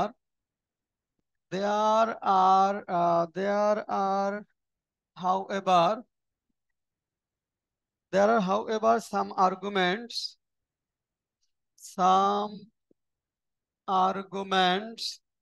against the statement,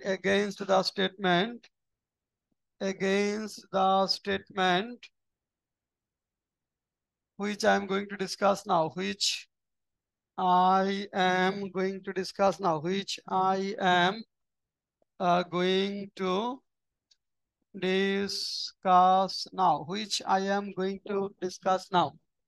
এখন আসো, ফর ইনস্ট্যান্স, এখানে বলছিলাম প্রথম পয়েন্টে কি বলছিলাম, প্রথম বলছিলাম যে ফার্স্ট এন্ড ফরমোস্ট, তাই না? আচ্ছা, এখানে তুমি বলবা যেটা ইনিশিয়ালি, প্রথমত প্রথম পয়েন্টে লাগবা ইনিশিয়ালি বলে, প্রথম শব্দ রিপিটেশন হবে না। ইনিশিয়ালি বলে আমি প্রথম পয়েন্টটা লিখবো যে কি কারণে আমি এটার বিপক্ষে যাচ্ছি।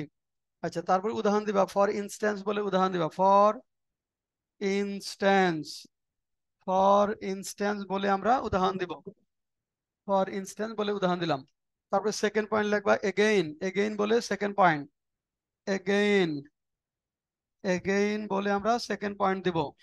সেকেন্ড পয়েন্ট লেখা শেষ হলে আমরা উদাহরণ দিব টু ইলাস্ট্রেট, টু ইলাস্ট্রেট বলে উদাহরণ দিব, টু ইলাস্ট্রেট বলে উদাহরণ দিব, টু ইলাস্ট্রেট, টু ইলাস্ট্রেট বলে আমরা উদাহরণ দিব। আচ্ছা, নর্মালি দুইটার বেশি এখানে পয়েন্ট লেখা যাবে না, যদি সময় থাকে, যে সময় আছে আরো পয়েন্ট লিখতে চাও লিখতে পারবা, তখন লিখবা ইন এডিশন বলে third point, in addition, in addition, in addition বলে থার্ড পয়েন্ট লিখবো। আর উদাহরণ লিখবা as an illustration, as an illustration, as an illustration বলে আমরা উদাহরণ দেবো, অ্যাজ এন ইলাস্ট্রেশন বলে উদাহরণ দেবো। তাহলে ইন এডিশন বলে লাস্ট পয়েন্টটা, আর অ্যাজ এন ইলাস্ট্রেশন বলে আমরা উদাহরণ। তাহলে এইভাবে সেকেন্ড প্যারাটা শেষ হবে, এইভাবে সেকেন্ড প্যারাটা শেষ করতে হবে। তারপরে কনক্লুসিভ প্যারা দেখো। এবার আসো কনক্লুসিভ প্যারা। কনক্লুশন কথাটা বলা যাবে না, কনক্লুশন কথাটা বলা যাবে না এখানে, কনক্লুসিভ প্যারা, কনক্লুসিভ প্যারা, কনক্লুসিভ প্যারাতে আমরা কি লিখবো? আমরা আগেই বলেছি যেখানে আমাদের মতামতটা রিস্টেট করতে হবে, পুনর্ব্যক্ত করতে হবে। এখানে আমাদের মতামতটা পুনর্ব্যক্ত করতে হবে। আমি যে পক্ষে ছিলাম বা ওই কথাটা পুনর্ব্যক্ত, আমি রিস্টেট করতে চাই, ইন্টারফেস যে পক্ষে ছিলাম ওটা আবার রিস্টেট, পুনর্ব্যক্ত করতে চাই। দেখো, in conclusion, in conclusion, after analysing all the points, analyzing all the points in favor and against the said topic, in favor and against the said মানে বর্ণিত said topic, in said topic, I would like to state, I would like to restate my opinion that I'd like to restate my opinion that I am পক্ষে থাকলে লিখবা in favor, বিপক্ষে থাকলে against, in favor of অথবা against the statement, against the statement, against the statement, against the statement। দেখো, in conclusion, after analyzing all the points in favor and against the said topic, এই বর্ণিত টপিকের পক্ষে বিপক্ষে সবগুলো পয়েন্ট আলোচনা করার পর, I would like to restate my opinion that, restate পুনর্ব্যক্ত করা, এই কথাটাই দিয়ে বোঝাবে আমি পুনর্ব্যক্ত করতে চাই। আগে যেটা বলছিলাম, I would like to restate my opinion that I am পক্ষে থাকলে in favor of the statement, বিপক্ষে থাকলে against the statement। আচ্ছা, পরে এখন পরে লাগবে যে দেখো অনেক সময় দেখা যাবে যে সময় আছে কনক্লুশন লেখার জন্য 1 মিনিট। 1 মিনিট যে সময় থাকে তুমি তো চিন্তা করতে পারবে না, চিন্তা করা সম্ভব, কিন্তু এটা কিন্তু লেখা যাবে, তাই না? তাহলে তখন আরেকটা লাইন দিবা যে আই থিঙ্ক, দেখো আই থিঙ্ক আমি মনে করি, আই থিঙ্ক আমি মনে করি, what I have stated in this essay, what I have stated in this essay, what I have stated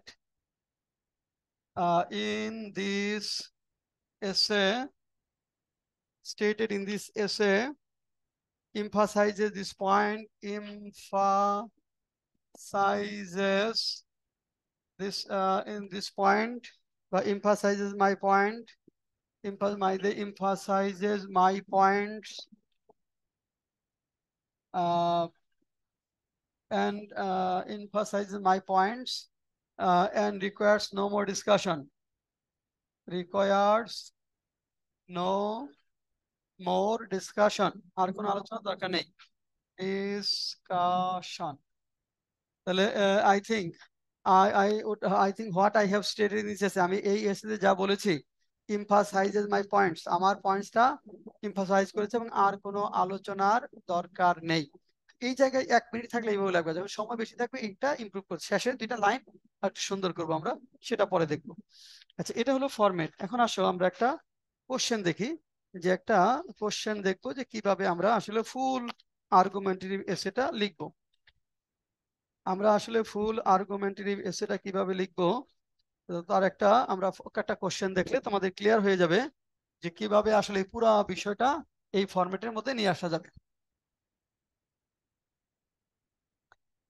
পুরো বিষয়টা কিভাবে আমরা ফরম্যাটের মধ্যে নিয়ে আসব, সেটা যদি আমরা একটু দেখতে চাই।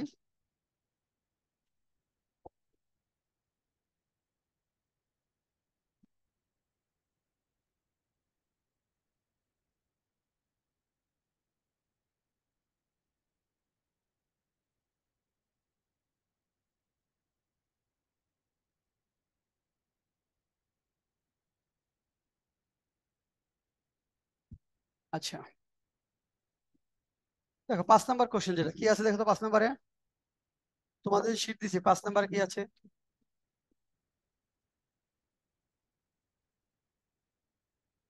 স্ট্রিক্ট মার্কেট মনিটরিং, তাই না? আচ্ছা, এটা নিয়ে দেখাই, যেহেতু এখন আমাদের হাই প্রাইস হাইক নিয়ে আছে, আমরা যে সাজেশন দিয়েছি সেগুলোর বাইরে ধরো একটা টপিক, বা সাজেশনের মধ্যে থেকে একটা দেখালে সুবিধা হয় না? আচ্ছা, ক্যাপিটাল পানিশমেন্টে যাই তাহলে। প্রথম যেটা, না এটা বোধহয় ক্যাপিটাল পানিশমেন্ট। 2 নাম্বারটা দেখো, ক্যাপিটাল পানিশমেন্ট। এটা আবার ফরম্যাট অনুযায়ী আসে নাই, আমি ফরম্যাট অনুযায়ী একটা দেখাতে চাই।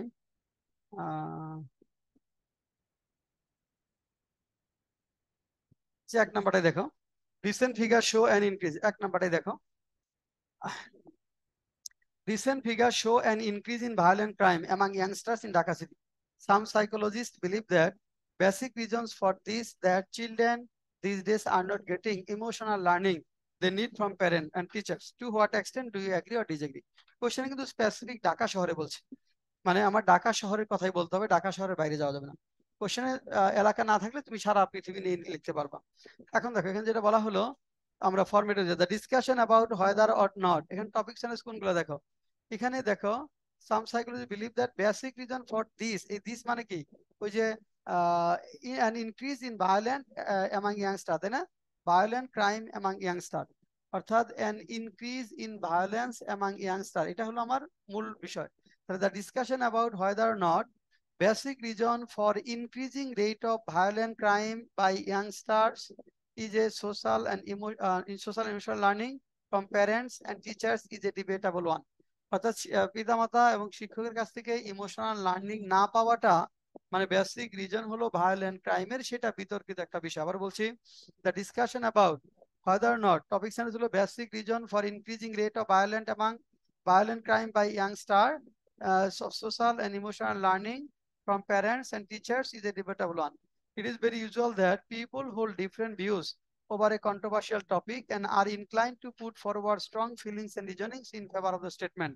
For some specific reasons, I partially agree with the statement. For some specific reasons, I partially agree with the statement. My inclination goes. ছিল না? এরকম লিখতে পারতাম, for some specific reasons, my inclination goes in favor of partial agreement. ওটা দরকার নাই, partially বলো। For some specific reasons, যখন partially বলবো তখন এইভাবে বলবা, for some specific reasons, I partially agree with the statement. আচ্ছা দেখো, এখন আসো ফার্স্ট প্যারাতে কি লিখলাম। There are a good number of reasons that can compel one to go in favor of the statement. First and foremost, প্রথম পয়েন্টটা কি লিখছি দেখো। Many children living in Dhaka are not getting enough time from their parents to develop the social and emotional learning because of excessive work stress of both the parents, as they are working outside of the houses for long period of time. For example, এই যে উদাহরণ দেখো। For example, in many families in Dhaka, both the father and mother have leave houses for their respective work early in the morning and return in the evening or even at night. During this long period, children stay mostly with the maid servants or with old grandparents, and thus children are deprived of parental care, which is highly essential for emotional and mental development of the tender minds of the children. Apart from this, দেখো যে এখানে বলছিলাম besides ছিল না, ওটা লেখছি apart from this. Besides এর পরিবর্তে লেখা হয়েছে apart from, একই জিনিস। Besides R apart from this একই। দেখো apart from this অথবা besides, তুমি যেটাই লেখো। এখানে আমরা যেটা লিখেছি, declining family bonding between the parents or hostile family environment not only affects proper upbringing but also instigates children towards violent behavior. এখন দেখো, এখানে আমরা একটা পয়েন্ট বলেছি, এখানে বলেছি উদাহরণটা এখানে আসে নাই, তাই না? ডিক্লাইন ফ্যামিলি বন্ডিং, এখানে তুমি উদাহরণ দিতে পারতা অ্যাজ এন এক্সাম্পল। এখানে আমরা উদাহরণটা আসে নাই, বলতে পারতা অ্যাজ এন এক্সাম্পল যে in many families father and mothers are engaged in quarrel and this impacts in children's tender minds. যে অনেক ফ্যামিলিতে মা বাবাকে দেখা যায় যে ঝগড়াঝাটিতে ব্যস্ত থাকে, সবসময় ঝগড়াঝাটি নিয়ে থাকে, ওইটা তাদেরকে উদাহরণটা আসে, উদাহরণটা একটু হতে পারো, মা বাবার ঝগড়াঝাটিটা এখানে নিয়ে আসতে পারো। মা বাবার মধ্যে যে কোয়ারেলিং, সে ভায়োলেন্ট কোয়ারেলিং, তাদের মধ্যে যে এখানে এক্সচেঞ্জ হট ওয়ার্ডস, ওই বিষয়গুলো এখানে নিয়ে আসবো। তারপর দেখো বিসাইডস টিচিং অ্যান্ড, তিনটা লিখছি এখানে, এটা বলছি টিচারদের কথা। Besides teaching and nurture devoid of ethics, morality and emotion by the teachers at many educational institutes fail to rouse humanistic qualities in the youngsters. As a result, they grow like robots and sufferings and pain of fellow human beings do not touch them. এখানে কিন্তু আমরা উদাহরণ দিই নাই, এখানে কি দিয়েছি এটা ব্যাখ্যা করছি। উদাহরণ না পাওয়া গেলে ওই পয়েন্টটা ব্যাখ্যা করতে হবে। As a result কি হয় তাকে বলছে, as a result they grow like robots and sufferings and pain of fellow human beings do not touch them. Fellow human beings, তাদের সাথে যে সমবেশী পাঠী যারা রয়েছে, তাদের যে সাফারিংস গুলা সেগুলা তাদেরকে টাচ করে না। সেকেন্ড প্যারা দেখো, there are however some arguments against the statement which I am going to discuss now. Initially কি কি আছে, access to internet and social media at early age ruins many youngsters. Point, first point. এর বাইরে কি আছে, access to internet early এইজে, এই যে internet access, এটা অনেক ইয়াং পিপুলকে ধ্বংস করে দিচ্ছে। আচ্ছা সেটা কি, by visiting various violent sites through internet many young people develop violent behavior in them and apply the same in practical life. As an example, every day we hear number of harrowing and gruesome murders and criminal offenses committed by the young people when they virtually come in touch with various gang group. আচ্ছা তবে in addition, instigation of friend, বন্ধুদের প্ররোচনা, and indulgence by so-called political patronizers lead many young people to the path of violent activities. As an illustration, a few years ago, Oishi, an O-level student in Dhaka, killed her police officer father and homemaker mother in a compliance with their friends. এটা উদাহরণ দিলাম। তারপর last but not list, drug abuse, both males and females, compel them to go involved in violent activities as buying drugs requires a lot of money. শেষ। তারপর আসো in conclusion, after analyzing all the points in favor and against the said topic, I would like to restate my opinion that the lack of social and emotional learning from parents and teachers is greatly responsible for violent behavior of the youngsters. However, instigation of friends, widespread use of narcotic, imbalanced empowerment, deep-rooted frustration, and change in behavioral pattern of the members of the society also add fuel to this. একটু change মানে এটা হলো ভালো marks পাওয়ার জন্য ওইটা লিখে নেবে, ওটা তো মুখস্থ লেখা যাবে, ওইখানে তো মুখস্থ যা আছে সেগুলো লিখে দেবে। হ্যাঁ, এইখানে একটু ভালো নাম্বার পাওয়ার জন্য দেখো কি করেছি। In conclusion, after analyzing all the points in favor and against the said topic, I'd like to restate my opinion that lack of social and emotional learning from parents and teachers is greatly responsible, মানে এটা greatly responsible for violent behavior of the youngsters. However, তবে instigation of friends, widespread abuse of narcotic, imbalanced empowerment, deep-rooted frustration, and change in behavioral pattern of the members of the society also add fuel to this. এতে add fuel করে মানে এটাকে আরো বাড়িয়ে দেয়।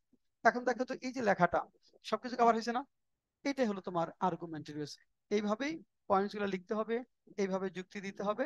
এই জন্য পরীক্ষার হলে তো তোমার ব্রেনটা এত কাজ করবে না, আগে একটু পড়ে নিতে হবে। যেমন তুমি 10টা পড়ে যাবা, যাই আসুক তুমি লিখতে পারবে, যা কিছুই আসুক তুমি লিখতে পারবে। কিন্তু যাদের কালকে পরীক্ষা আছে তারা ওই যে যে সে 5টা দিছি আমাদের 5টা পড়ো, আর আজকে ক্লাসটা ভালো করে দেখবা। এখানে সাজেশনে সবগুলোতে আলোচনা করে দিছি কি কি পয়েন্টস এর ভিত্তিতে লিখতে হবে। আর আরো ক্লাস নেবো আমরা, এরপরে আরো বিষয়গুলো ক্লিয়ার হবে। এখন তোমাদের কারো কোনো কোয়েরি থাকলে বলো।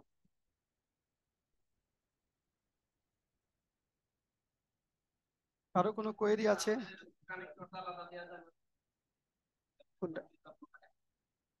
কানেক্টরস এর ক্লাস তেমনি মূল ক্লাসে আসবে।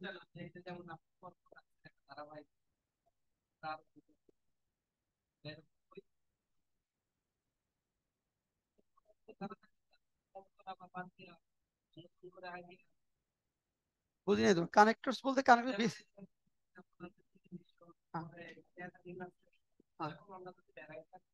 ভ্যারাইটি তো আনছি আমরা, এই কটাই ইউজ করো, সবই তো ভ্যারাইটি, কোনো রিপিট তো নাই। দেখো প্রথম দিকে যে 3টা লিখছি, পরে তো সে 3টা না অন্য শব্দ আসছে, এই 6টা দিয়ে তুমি ভ্যারাইটিস হয়ে যাবে। তো কোনো কোনো রিপিটেশন হয়নি, দেখো শব্দে কোনো রিপিটেশন হয়েছে? রিপিটেশন হবে না, 6টা ইউজ করো, ওখানে 3টা এখানে 3টা, 6টা ইউজ করো। আমার আরো বেশি লাগবে না, তোমার আর অত বেশি লাগবে না, 6টা ইউজ করলেই হবে। 4টা ইউজ করলে হয়ে যায়, 6টা ইউজ করলেই হবে। ওকে, তাহলে শেষ। এরপরে আবার ক্রিটিক্যাল রাইটিং এর ক্লাস আগামী সপ্তাহে বৃহস্পতিবার। হ্যাঁ